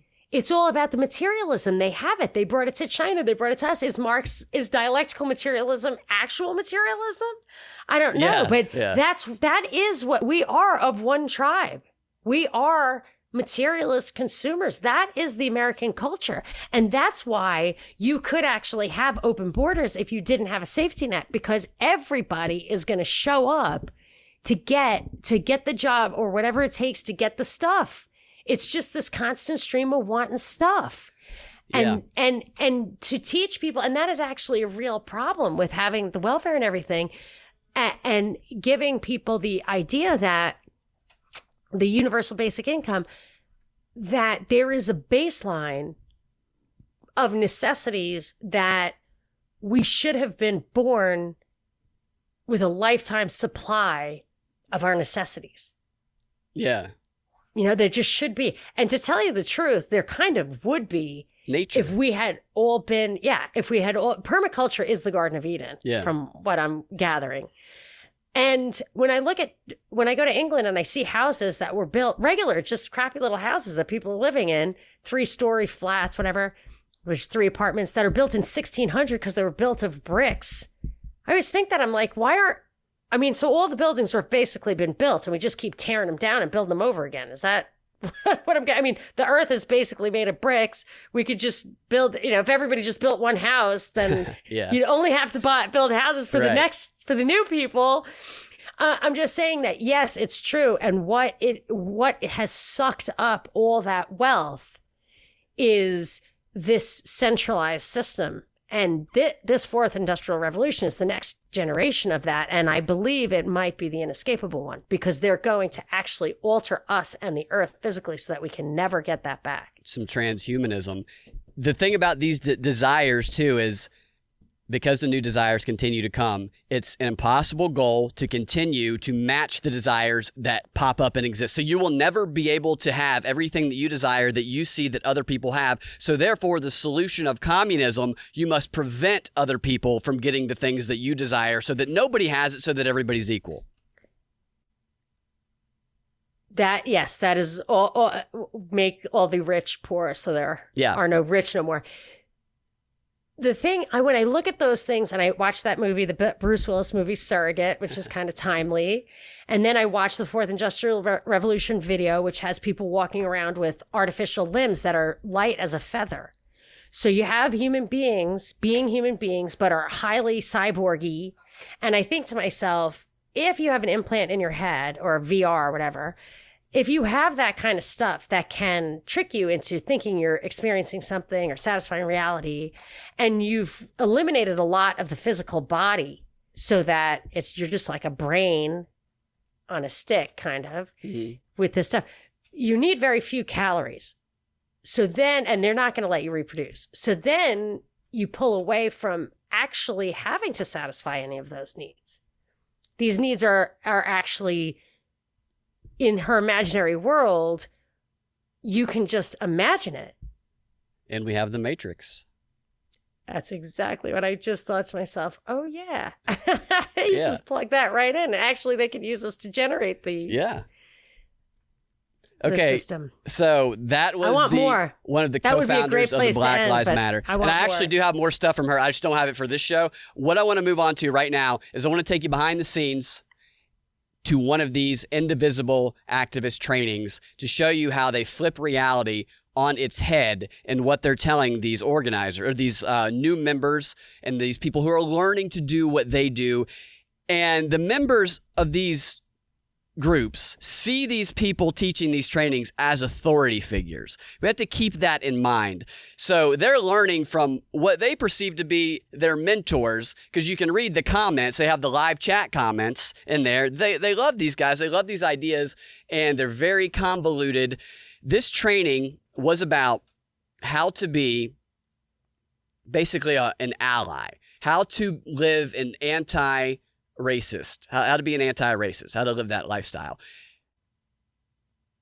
I'm going to dive in. This first clip here, she tells the whole purpose of the activism, the training. She rationalizes things for them. And a major theme that you're going to see emerge from these clips is that it's okay to violently protest. Anyone who says otherwise does not understand, and you should question them.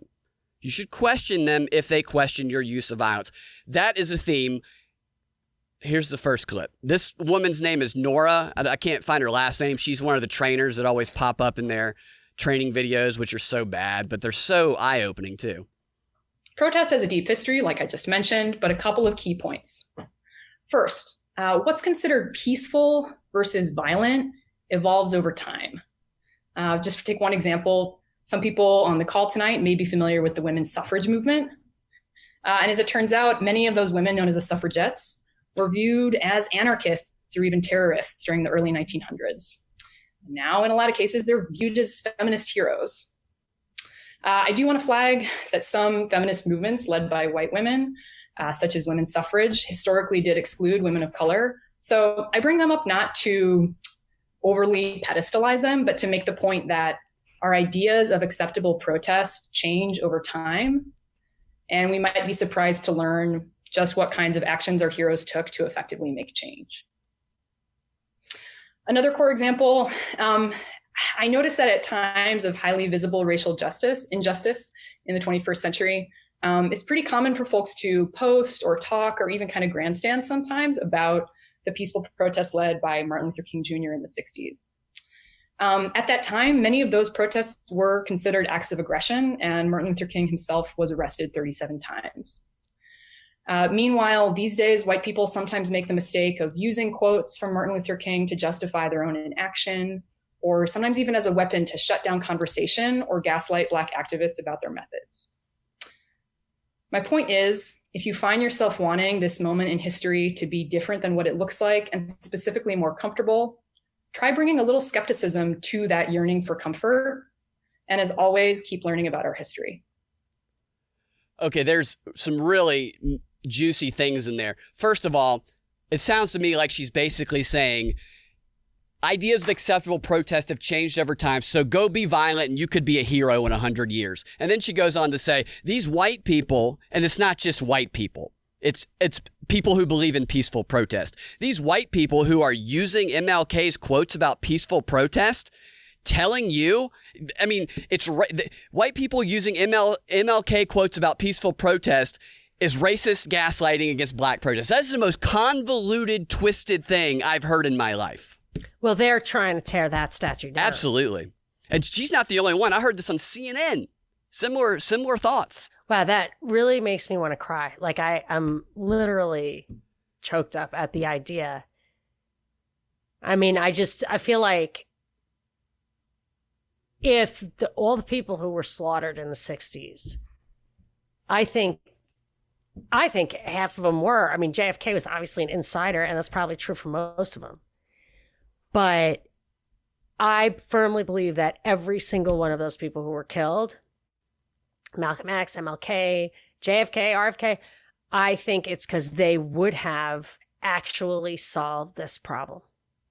And that's the last thing that the people at the top want. They want the problem to go on and on. You're right. I mean, isn't that why Tupac was killed? I don't know. Why? Have you heard that? No. Yeah, that he was going to the gangs and he was saying, "This is stupid. What are you doing? It makes no sense. Like, let's use this energy and our smarts and everything for positive change. Let's resolve the issue." I think that's pretty much well established. Yeah. Gaslight, to read the definition again, is to manipulate someone by psychological means into questioning their own sanity. And her use of that, white people who quote MLK's quotes on peaceful protest, they're simply doing that in an attempt to gaslight black activists. That's extraordinary. I doubt out of all the people who are quoting MLK, people are saying, "Oh, here's my strategy to gaslight. I'm going to quote MLK on peaceful protesting." It sounds like what she's doing is telling people not to listen to their own consciences.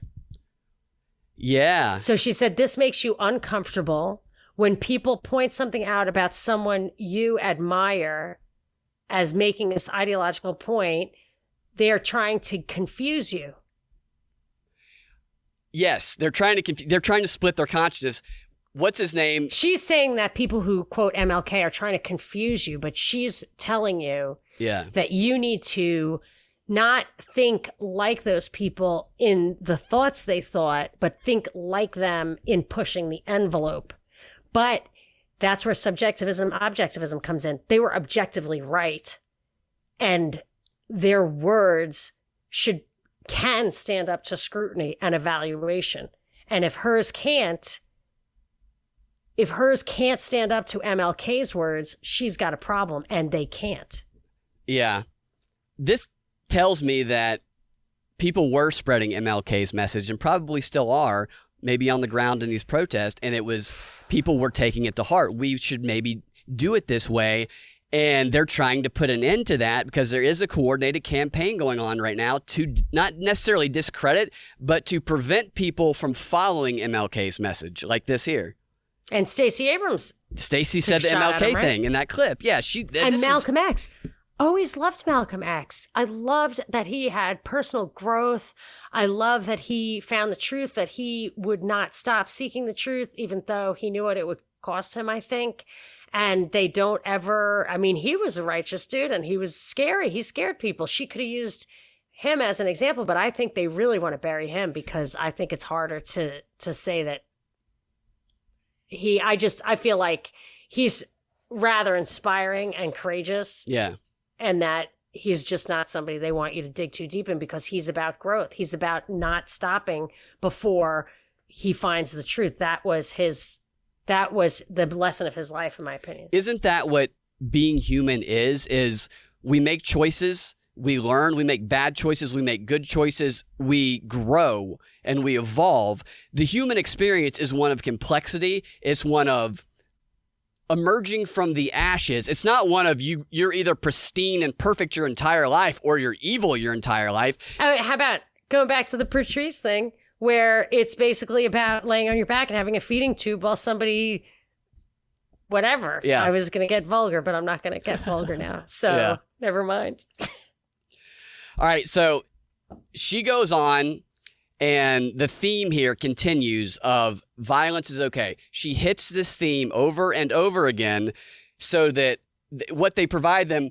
Solinsky talks about, I might have read this quote the other day, I can't remember, but he talks about how the most powerful thing in your toolbox is the human ability to rationalize the actions that they are taking. And you can exploit that and get people to rationalize anything, and they can feel that what they're doing is moral and just, even if from maybe an objective perspective, it might be vile. And I think that that's part of what she's doing here, is giving them ways to rationalize the use of violence. I agree. Last but not least in this section, I want to share a couple popular images about protest and to talk about why they're popular. So this is a pretty common meme. A lot of people might have seen it before. It shows the quote, why can't they protest peacefully? And then a couple of other images of cases of what a lot of folks... What she's doing is she's showing memes on the right that people are going to confront the activists with. She's preparing them for the arguments and the memes that people are going to throw at them so they know how to respond when it happens. And she's showing the memes up on the screen while she's talking. They were peaceful protests that received a lot of really strong criticism from dominant white voices when they happened. And the next, in contrast, is an image you might have seen going around from the recent stay-at-home protests. This one specifically, I believe, from the state capitol in Michigan. And I think why it's gone around so much and why people find it powerful or meaningful is that it shows what a lot of us might view as an aggressive moment on the part of a white man as he leans in toward the police with no. It's a protester standing in front of a police officer screaming violently while the police officer stands there stone-faced, not being affected by it. The photo is showing the protester to be radical and the police officer to be calm. By the way. And the police remain, at least seemingly in this moment, unperturbed and not moving in a direction of harming him in response.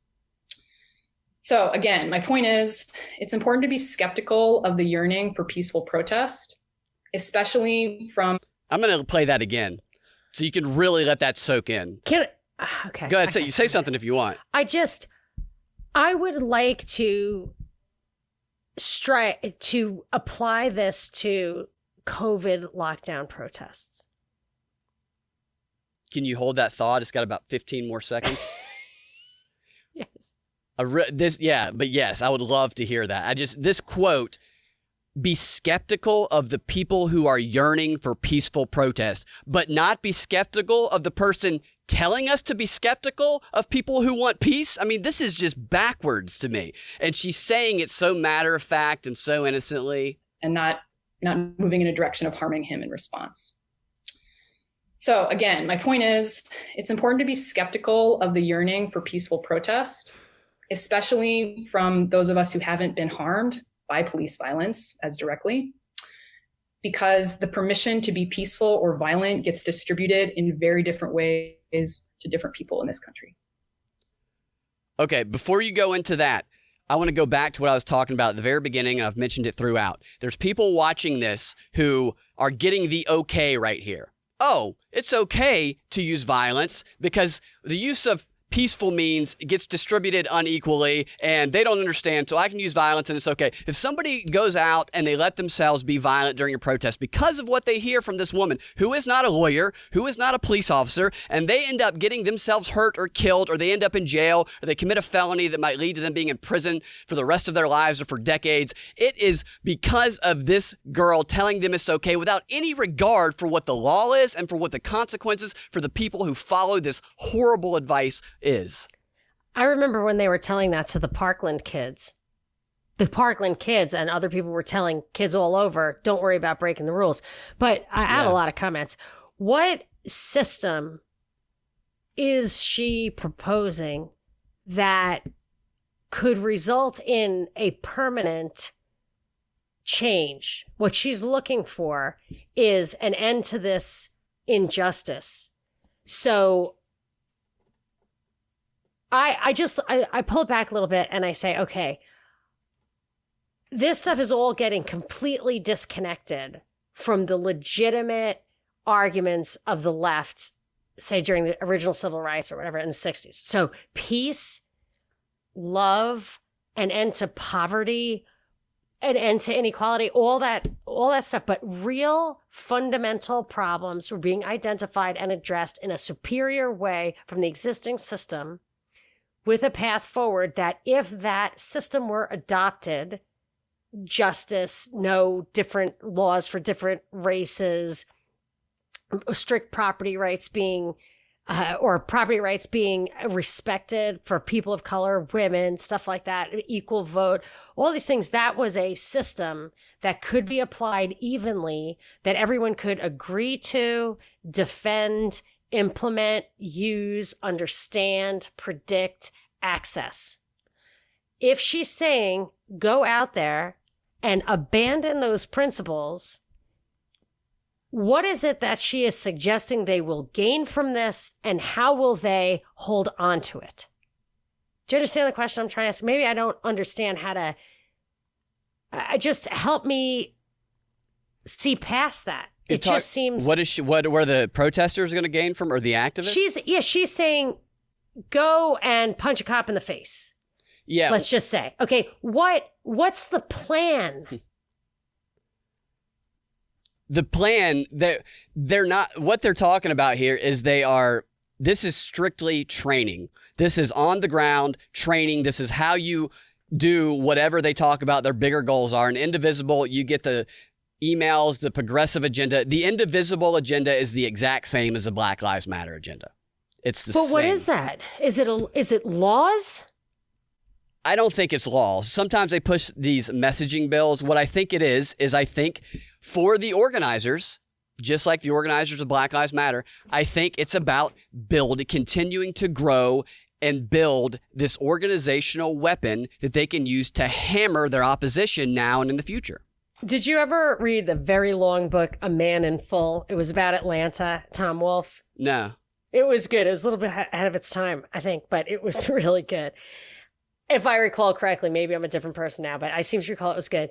And I think the guy was maybe modeled after Jesse Jackson. There have been people who were exposed as doing this. They take the power to trigger a mob situation or unrest or fear or even a garbage strike. And they use that for their own, give my brother this contract, or I want this appointment, or give me money. Union guys do it. That's maybe a better example. So it's possible that simply being able to trigger crowds in this way has the political power that whoever's paying her knows how to use. But for me, I do not know how you can accept this tactic without understanding the strategy and the goal. I don't either. It seems so backwards and so convoluted that it might be, we talk about the Nigerian prince scheme where they leave a bunch of misspellings and stuff in there so that they get a live one they can manipulate. We're reaching a point here. This is like 2 + 2 is 5, serious backwards brainwashing stuff. But people who will accept this rationale will accept just about anything that these organizers tell them to do. And the bigger this organization, the more influence they have. I mean, it's powerful when you have a mass of people worldwide like Black Lives Matter does now, and a small collection of people organizing them that can direct these mobs to do their bidding for them. They have lots of freaking power, and they're going to want people who accept logic like this because they'll do anything. Oh, that's very interesting. I'll tell you, I think after hearing her hypnosis thing, that it's about, that's the only world that you could possibly have, that is that a world that is completely controlled. Yeah. And the only way to have that is to merge the biological needs with the biological means. Yeah. And that is what they're doing. I really think that's what it's about. But there are interim steps. This nationalizing the police, this violence is going to yield these laws. They're just laws. That's the thing that I'm saying. They're really just the only they're I don't think they're really tearing down the way that we create and enforce laws in this country or in the world. I don't think they're really tearing that down. But if they were tearing it down, what do they think? How's it going to? I'm an anarcho-capitalist. Yeah. I get it. Yeah. I have a plan. I have a plan. Society self-ordering. It requires strict defense of property rights, which you can take into your own hands. You don't need anybody's permission. You don't have to fight for it. You don't have to beg for it. You take it into your own hands. And if everybody does that, and everybody kind of has to do it because there is no apparatus that's going to change that, you get what you want, which is you protect your farm and you grow your potatoes and you trade it with the guy across the street who's doing the avocados. Yeah, there's a handful of other clips from her. We're close to the 2-hour mark. I'm okay continuing to go to wrap it up. So here she's telling the trainees what the task of being an indivisible activist is. Pretty simple. To those of us who are non-Black, your task is to move those around you. Again, especially white people and non-Black people of color, move them away from internalized racism toward anti-racist action. Okay. Move them away from internalized racism towards anti-racist action. What is anti-racist action? What is internalized racism for non-black You're gonna people of find color? We're all racist, and we will always be racist. That is kind of the themes coming out of this. Can black people be racist? Is Clarence Thomas racist? By the definitions that they use, I do not think so. I think that the definition that they operate on is that only people who have structural power in a system can be racist. But non-black people of color are some of They the treat most powerless people in this country. They don't even speak the language. Yeah. Okay, now here she kind of defines anti-racism right here. So there's a lot of different definitions of anti-racism, and I encourage you to read as many as you can find. But one I found for now that I liked is the active process of identifying and eliminating racism by changing systems, organizational structures, policies, and practices and attitudes so that power is redistributed and shared equitably. Wait, what? Can you do that one more time? Yeah. So what we're seeing here is it's easy to see these things and see it as a passive thing. This is a very active engagement. You're being trained to be an evangelical for these causes, for this But so they're advocating these actions, not the causes. She is telling people to advocate the actions. Yes, this reminds me... Which she just told people to suppress their consciences. When I was in college, there was something called campus outreach, and every summer, it was a religious thing, and every summer they would get students who had been saved, and they would go to the beach, and they would train these students on approaching strangers and preaching the word of Jesus to these strangers, testifying to their story, trying to see if they are ready to be saved and come over and join the movement. And I remember my sophomore year, some of my roommates who lived down the hall, not my roommates, some people who lived down the hall from me my freshman year had gone to one of these. And at the beginning of the school year, we would walk up out of the dorms because we could walk to the bars from where the dorms were. They would be standing right there where we always passed, preaching the word of God to us, trying to get us to stay with them and not go live in sin and not do wrong, to repent and come over to God. And that is what I see this training as. I see them doing a similar thing to these activists. This is what you're going to need to do. This is why they're telling them what people are going to say, the memes people are going to throw at them, how they are to respond to the memes, each individual meme. They even tell them in a clip here in a minute, here's how you respond when you get short-circuited, basically, when you don't know the answer. Well, a lot of the evangelical stuff is also how... I don't mean evangelical Christian. I'm just saying to evangelize, to get out there. The cults do that. Yeah. They recruit. Yep. Yeah. They definitely recruit. And I noticed something last week. Actually, I've noticed it before, but I noticed some friends of mine doing it. People are going online on social media, and they're feeling compelled to make these statements. I feel I need to make a statement that I support people who are leaving this theater or who say they've been abused. I am with you. What they're doing is what Indivisible is talking about. I was, after listening to this, I was like, I think one of my friends has been going to one of these trainings because his behavior on social media was bizarre to me, but now it makes sense. Yes. He feels that he has to amplify the voices of minorities, so he goes and he takes this position. And I've noticed a couple of people like that too.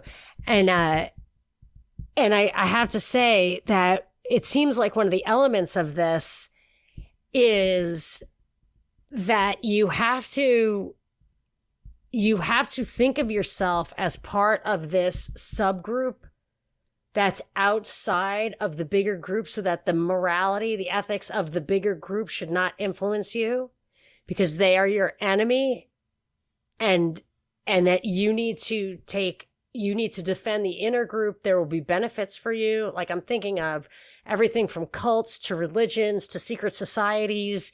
You stick together. You have your morale. It's called a double ethic. You do not have to treat outside people. You don't have to live by their rules. And you need to suppress the urge to respect their morality as universal. Yeah. The double ethic. I haven't heard that before. I wonder if they're allowed to aggress against each other. That's a good question. In fact, I've seen them aggress against each other on social media with something that happened here. Outside of the fold, right? They want to bring them back because they're deviating. Yes. Yeah. Isn't that what the Scientology reputation is? The what? Scientology has that kind of a style. Yeah, you will their get reputation. smeared and attacked if you step out of it. They want you to fall in line. This is also, it's the concept, and they're pretty open about this. There is no such thing as a person who is inactive, a nice person, and just not a racist. That does not exist. You must prove that you are at least trying to not be a racist by making public statements, by doing some of these behaviors. George Bush said it most prominently, and it's absolutely trickled down to the PC police, is you're with me or you're with the terrorists. Yeah. Do you want to hear this clip again? Sure. So there's a lot of different definitions of anti-racism, and I encourage you to read as many as you can find. But one I found. Oh, is that the wrong one? Oh, okay. Here. This one here is one of my favorites because I was thinking after listening to those other clips, I was going, well, this definition of anti-racism is impossible to ever achieve by the way that you're defining it. And I get some clarity on that thought with this clip. To be clear about it right now and going forward, anti-racism is not a place that we arrive to, but a lifelong practice. It's not a place we arrive to, but a lifelong practice, a journey, just like being in a religion. So you will never achieve it, but you must always show that you are trying to. That to me is a powerful thing. But I mean, how can she define racism then? Because then it sounds like identity includes anti the other. That you can't, that your identity defines you as a racist, and you cannot, we already established that you can't alienate yourself from your identity. That is the whole point of identity politics. Yeah. So you have to spend this lifelong, it's kind of like conversion therapy for gay guys. Yeah. Like you're not allowed to be gay, and we know you can't help it, and you will never stop truly in your heart being gay, but you're going to go through this process to try to not be gay forever. That's exactly what it is. That's I think illegal in Utah now because it was making people insane. That is exactly what this is. She made the comment earlier, going from implicit racism to explicit anti-racist actions. To me, that is implying, and I've seen this echoed on social media by people who are in these movements and are echoing these themes in their posts, that there's nothing you can do. You're always going to have implicit racism. The only thing that you can do to be an ally is to get on this lifelong pursuit of being an anti-racist. Okay. I don't know how the brain works. I know there are impressions. You make impressions when you're a baby. You see things in a certain way. You can never abandon that. My guess is there are pathways that are carved that'll never change, that based on where you came from, whatever, who you are, a million, trillion, zillion things, a zillion things. But it's just like the question of whether this table is real or it's not real. Feels real to me, but let's talk about whether it is really real. I have never, ever wanted to spend my time doing that. We must cultivate the positive, which is love. We must control our behavior. We must follow all the tenets of any religion, any of the major religions, any religion that appeals to good people or is the foundation of a stable society. It's about charity and it's about behavior, basically. And that's what government says it's doing for you. It's taxing you to give to the poor, and it's putting you in jail for misbehaving. But religions get you to do that. You do that yourself by following, and then they show you the practice. It's like you said, they show you the practice. The practice is to rid yourself of desire, or the practice is to do corporal works of mercy. I mean, religions are established with these daily practices so that you always use that touchstone. And that It's universal who we are, what the problems are between individuals, human beings, husbands and wives, people of different cultures, ethnicities, all of that stuff. It's universal. This is the human problem. It's just like her problem of saying, let's just lay around and envision getting fed without making food. Yeah. It's not going to happen. It is human nature, and all the things that people who don't understand it want to tear down, all the things that these statues that are getting torn down show you is the truth of human history. I mean, not the truth, but like it's part of you. It is essential to understand human nature, and that we don't, it's like education. I like I'm going to say the triumvirate, the trivium. The trivium is a classic it's grammar, logic, and rhetoric, but it's classic education, and it's been around for thousands of years. So why wouldn't the Greeks have cracked the code on that? I think the Greeks cracked the code on everything. They cracked the code, and we just need to like build those brick houses and fucking live in them. Yeah. We need to understand the education, understand philosophy, understand religion, understand how to cultivate what is good in all of us. It is a sin against the Holy Spirit to be bigoted. Yeah. You must love and attempt to love people. You have to do it. And it's not like I'm a holy roller. I'm just saying the answers are out there, and they're positive. The answer is love. The answer is positivity, but this is Marxism. Marxism is built on conflict. Cooperation does not exist in Marxism. It only exists temporarily while they're getting one enemy, but the next enemy is standing right beside them. That just proves what a lie it is and how it points to power at the top, because you will never control the benefit of that chaos ever. No. The order that comes out of that chaos will not accrue to you. The order that comes out of the tree you plant, if you can defend it, will accrue to you. These trainers are teaching these activists that they are to devote their lives to getting on the pathway and living the, quote, anti-racist lifestyle, which is going to entail actions of all various sorts, like pushing climate change because it's racist. All of these agenda items that people might otherwise, like we talked about earlier, are going to get roped in to being, this is the anti-racist lifestyle. Push all these progressive agenda items. And people will become slaves. This is committing yourself to becoming a slave to something that they're telling you will never achieve. Only because if you take it in the context of the other things, they're not teaching you how to provide these things for yourself, like the necessities of life. I'm just getting away from what this chick's saying and going back to the other thing. They're telling you to fight for a world in which you don't have to do anything. It's the craziest thing. Yeah.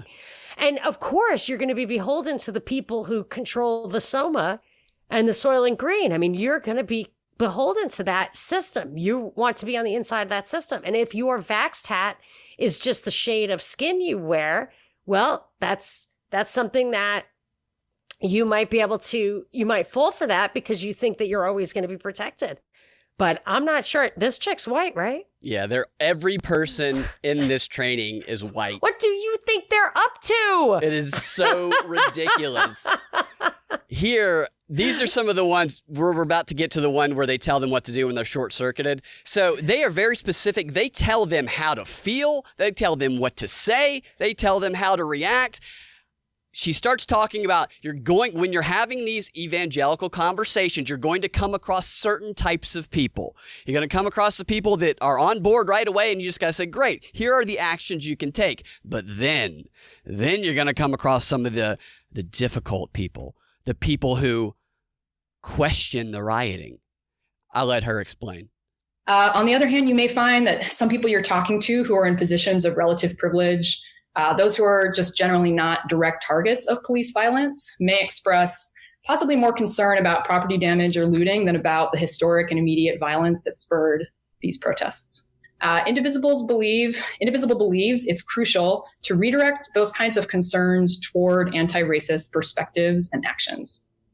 Okay, so the setup there, you're going to come across people that will say, what happened was terrible, but the protesters, the rioting is also bad. So that's a problem with them. And how do we react when we come across these horrible, horrible people who have that just terrible belief? Well, we're going to hear it, and then we're also going to get a demonstration. They're going to do a little act. Can I ask you a question first? Yeah. What happened to the riots or not the protesters? They've gotten rid of that. There's no longer riots. They're simply protesting that you're not allowed to judge. You're not allowed to judge. And they're very explicit about that in a second. The most extraordinary clip in the whole thing, in my opinion. About 2 clips from now. It's a little teaser, I guess. Okay, option B, you can amplify those most affected. So if you haven't been directly affected by measures meant to shut down protests, but you know people who were, you could say, the communities I'm familiar with who are protesting right now believe the curfew is just a blank slate to arrest people, and I believe them because they're on the front lines. Okay, that clip was a bit of a detour, but that setup was, what do you do when you come across somebody who says something that, like, well, I agree that the police violence is bad, but the National Guard coming in it's okay to help the peace. And she's saying, if it's kind of a reasonable response, what you say is well, I might not know about this, but the people I know, the people who they tell me that this is going to be violent and terrible and evil, and I trust them because they're on the front lines. I cut that clip because of that reasoning. I trust them because they're on the front lines. What the fuck? That doesn't give them any credibility. That makes them more gullible and the people you should not trust. I trust them because they're on the front lines. But the front line implies that there's another line. You know what I mean? The front line is like where France and Germany meet. It's where people go to die. Yeah. It's just what defines the front line is what I'm asking. Yeah, that's a good question. In this circumstance, she's talking about protesters on the ground, but that could have multiple meanings. Putting that type of logic as acceptable logic in people's heads, this is where it's like we're disconnecting from reality and from actual critical thinking. That's what she's been doing. When she says it makes you uncomfortable, they're trying to confuse you, which is what gaslighting means. Yes, that's what they're doing. And speaking, I think this might be one of the uncomfortable clips. Oh, okay, yeah, that's a great setup for this next clip. Here, this is the short-circuiting clip, I believe. What to do when you confront somebody who you do not know how to respond to what they say. Because we haven't told, it's a script that we did not anticipate, and so you don't know the pre-programmed way to respond. So here's what you do instead. Now, mind you, that previous clip, she did tell them how they feel. She said, you can tell them, I trust the people on the front lines. That's how I feel. So she just imposed a feeling upon them. And here you go. Okay, last but not least, option C is validate your own ignorance. And I do want to give a caveat about this. I really love this particular one, but I want to be clear. When I say validate your own ignorance, I'm not encouraging folks to use ignorance as an excuse for not doing anything or to stop where you are, but just to say that if you don't know what to say in response to someone else's argument or point, or if you don't have enough information to assuage their concern, that's okay. Your feelings and your beliefs and what you're arguing for is still valid. So you could just say something like, I'm honestly not sure about that, or I don't have enough information to. I'll take it back. Sorry. You have no idea what you're talking about, but you should still stand firm and confident that you're right. Yes, exactly. So when Monica presents you with something you hadn't thought about and it starts to short circuit you, this is what you do. But just to say that if you don't know what to say in response to someone else's argument or point, or if you don't have enough information to assuage their concern, that's okay. Your feelings and your beliefs and what you're arguing for is still valid. So you could just say something like, I'm honestly not sure about that, or I don't have enough information to speak to that impact, but I still feel angry and concerned about the violence against Black lives that got us here. Well, of course you can say that, but that doesn't mean that the other person is likely talking about tactics, strategies, and goals and principles. You know what I mean? They're probably talking about the details so that you have the Black Lives Matter words, which we can all agree on. It's all the other shit that you might want to think through or argue. What does it mean? How do you get there? How do you make things better for those very people? She's also saying facts don't matter. if they give you facts. Yeah, no, she's saying losing an argument is no reason to lose the argument. Yeah, because that's what she's saying. The feeling that we just imposed upon you in the previous clip is still valid. Right, and I'm just connecting that with the fact that this whole thing is about embracing an emotion and an idea that is universally valid, but what they can't defend are the details. She's putting the baggage. She's putting a lot of baggage on that. Mm-hmm. So she's got everybody in there because we all agree on that emotional point of view and that fact that Black Lives Matter. And then when somebody says, yes, but what you're doing isn't really necessarily a part of that sentiment. What you're doing, you could do it a different way that may be better. And she's saying when they start challenging all the baggage that comes with our brand of those words, that's when you say, excuse me, fuck you, I'll be right back. And that's so that she can win your argument. Yes. That she can own your argument. That to me is basically the same thing as the Black Lives Matter, the two organizations. The one organization that was founded first that had a different idea of ending police brutality, which was by connecting them and developing relationships, was opposed to the way to achieve it by the official Black Lives Matter. So they blacklist them. Fuck you. You're not allowed in this because you have a different way of pursuing this. And the reason is because they're not really pursuing it. They're pursuing power. And it's about who's controlling the message, the outcome, the people, the mob. It's all of that stuff. That's why she does not want you to. Yes, she wants to control your mind. Yeah, exactly. Did you hear the beginning of this clip, by the way? I didn't notice this until the second or third time I listened to it. What she says in the beginning of the clip. What she says in the beginning of the clip is she says, just because you're ignorant about something, ignorance should not be an obstacle to action. So even if you don't know anything about what you're doing, you should still take action because we're telling you. Listen to it again. That's just crazy. I know. Listen to it. Okay, last but not least, option C is validate your own ignorance. And I do want to give a caveat about this. I really love this particular one, but I want to be clear. When I say validate your own ignorance, I'm not encouraging folks to use ignorance as an excuse for not doing anything or to stop where you are, but just to say that if you don't know what to say. So if you don't know shit, just still go, do what we tell you, slave. Not understanding what's going on is no reason to stop where you are. Yeah. That's the opposite of reality. Yeah. It's the worst advice ever.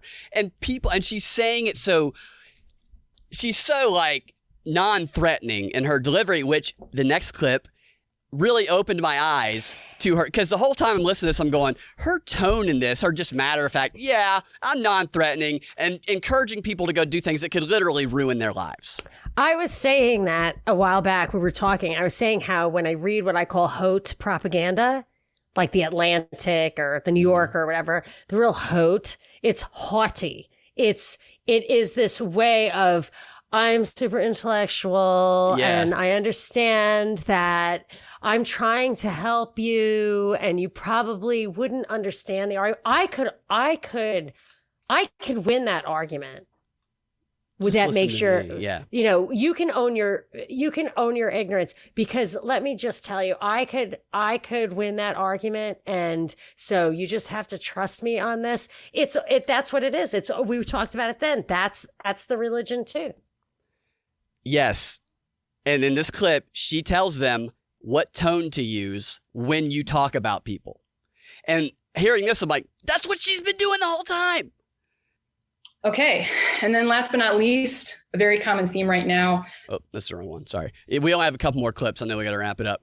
We are getting towards the end.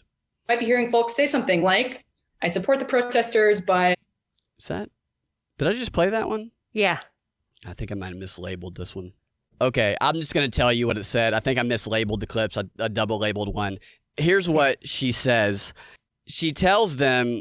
She says, when you're talking to somebody and they bring up a specific instance so the specific argument that people are arguing, like whether it's a case that's on the news right now and they're saying, well, this specific thing isn't right because of this. She tells them to ignore the specifics and to not get trapped in a rabbit hole of those specifics that they are concerned about. And she says, what you need to do is ignore that and then speak broadly about the principles that you and they care about. That's straight out of Facts Are Facts, but Truth is Truth. Yes, it's exactly what that is. And then she tells them, she says the tone to communicate it with. She says, communicate these messages to them in a tone where it sounds like you're presuming that they know this is true. They know this is universally true. Whoa. Speak to them in that tone. That's what they do. That's what she said. She tells them that explicitly. That's what they fucking do. It makes me crazy. Yeah. They do that to me. And I'm like, dude, that's when I say, don't dismiss, always refute. Yeah. They laugh in your face because you're not a liberal. I hate to say it like that. I'm not a conservative. I just, like, it's such a thing of the left. Although William F. Buckley, I don't know if he did that exact thing. They have their own foibles on the right. But that is such a thing of the left that everyone knows. Anybody with a conscience knows that I'm right. You know what I'm saying. I don't explain it. It's like the argument of God. You can discuss whether there's a God or not. I don't think you're going to get it. It was I just went, whoa, when she said that. And I just make sure this. You want me to give you a minute? Okay. And then last but not least, direct to shared values. For one thing, we want to avoid. That is it. That is it. She just started. She said last but not least twice. I remember that now. She did? Yeah, she did. Okay. And then last but not least, a very common theme right now. You might be hearing folks say something like, I support the protesters, but violence never helps, or rioting never helps, or looting never helps. The best practice we want to offer here is primarily to redirect to shared values with a side dose of appeal to their best self. So a couple notes here. With redirect to shared values, for one thing, we want to avoid rabbit holing about the specific thing the person is arguing for or against, not because we don't care what they think about that, but just because it can be more productive to focus on the values and the needs underneath that person really cares about and that you care about too. And that kind of brings us to the part about appealing to their best self. Sometimes the easiest way to get someone on board with what you're saying is to talk to them as if they already are, or imagine that you're talking to some part of them deeper down that's already with you. I'm overwhelmed. Isn't that crazy? That's what they call appealing to the best self. I'm literally going to put that in the glossary because that is what I've been trying to put my finger on for so long. That's the dismiss rather than refute. That's the all. Yep. I mean, that's the all good people know. Well, I mean, it's amazing that she identified all the elements of it that I had seen. I didn't even know how to articulate that feeling I got when they said that, and she did it for me. She did.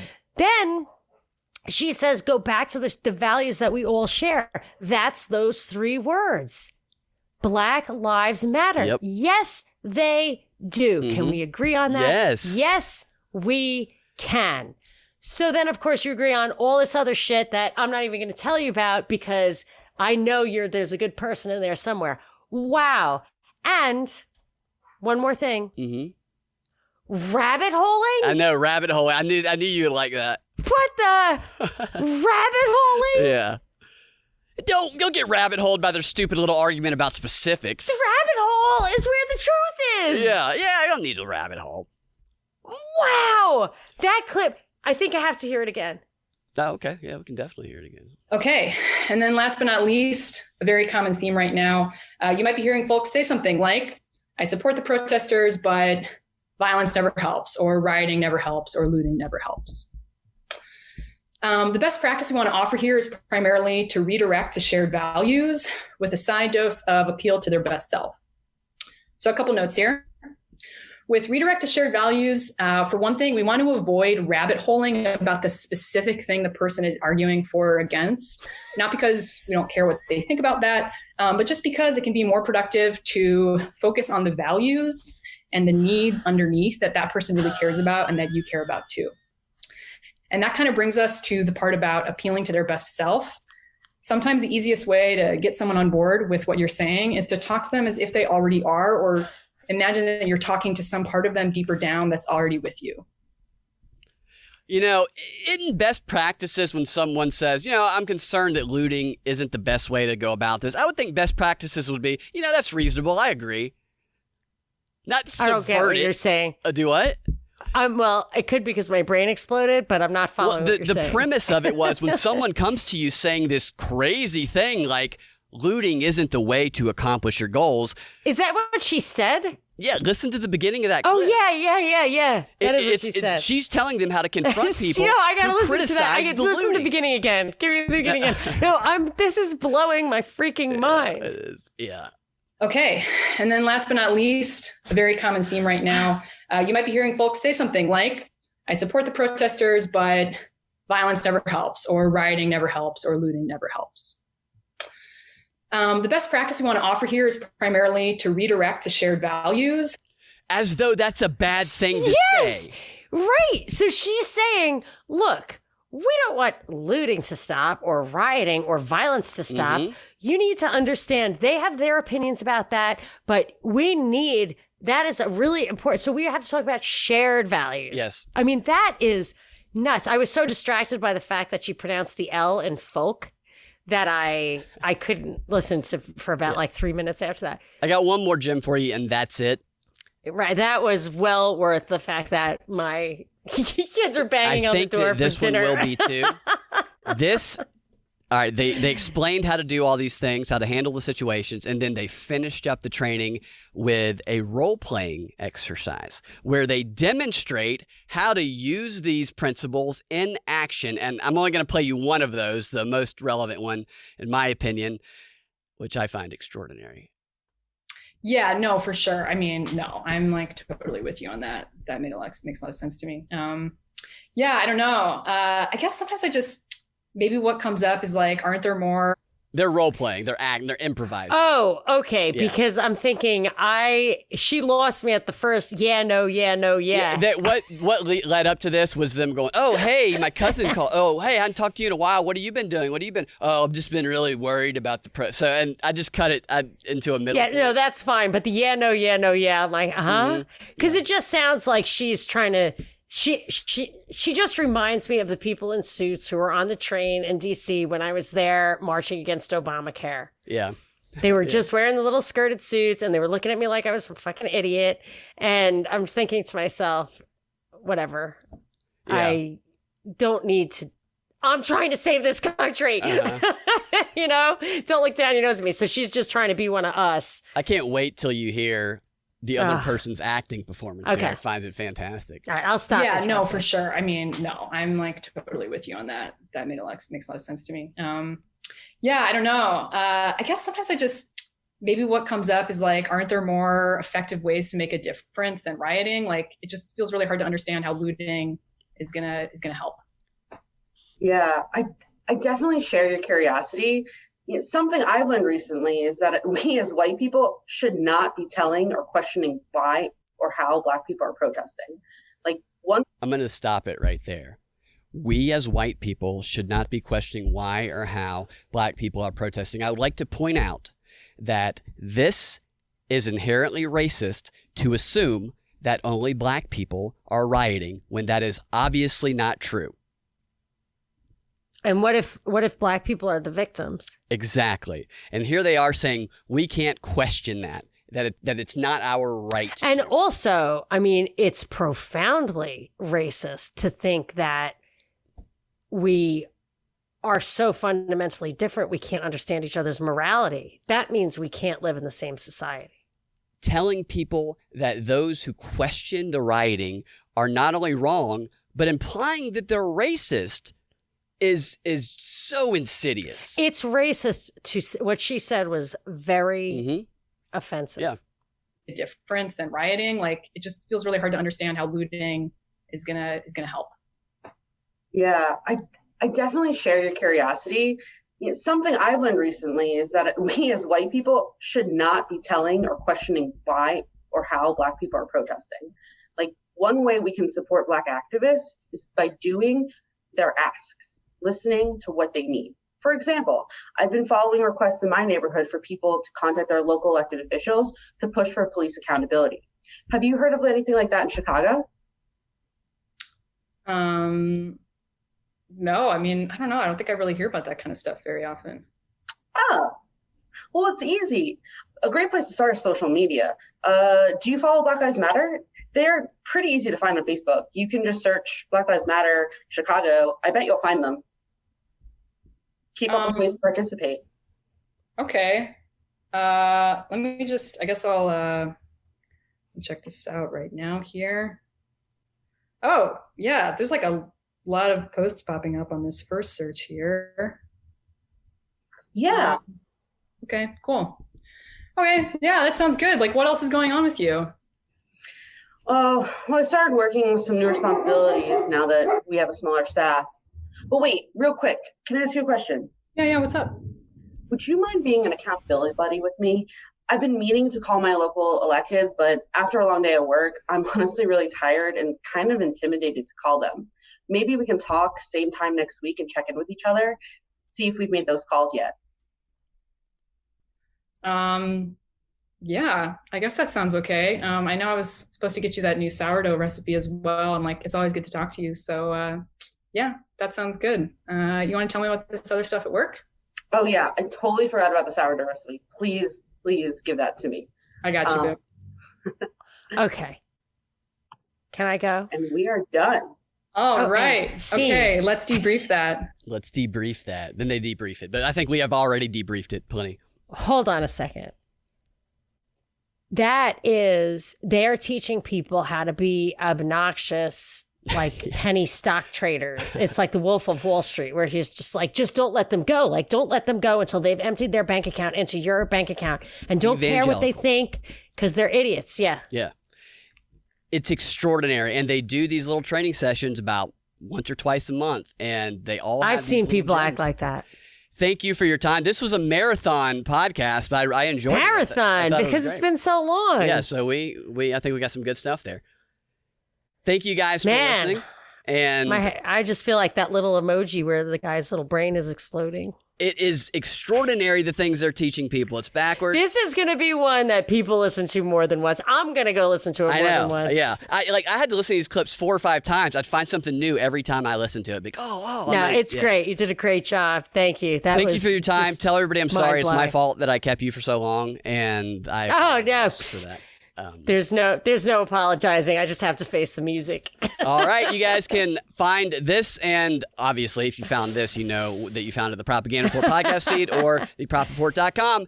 We will talk. And you know what? If people share this because it's unique, maybe we should tell them that we have a daily show. Yeah. Every single day, we do a drive time news blast, which is 30 minutes of news of the day from a perspective of truth, liberty, and justice. So if you're still getting your news from the mainstream media, now's the time to make the change. But you can find it in the Propaganda Report feed on any of your podcasting platforms. And if you guys are into this type of show, then if there's a demand for it, then we can do these more often, do these every so often. I have tons of material. This is like maybe 10% of the material that I gathered for this. It's so much work. Yeah, it does. It takes a lot of work. So much time. So maybe sometimes we'll do it instead of a DNB, or maybe we'll do it an early release for patrons. If people want to join patreon.com/propaganda report, we just put up a new tier, Fan of the Free. It's $3 a month, and we'll do these early release for them. All right. Thanks a lot. We will talk to y'all next time.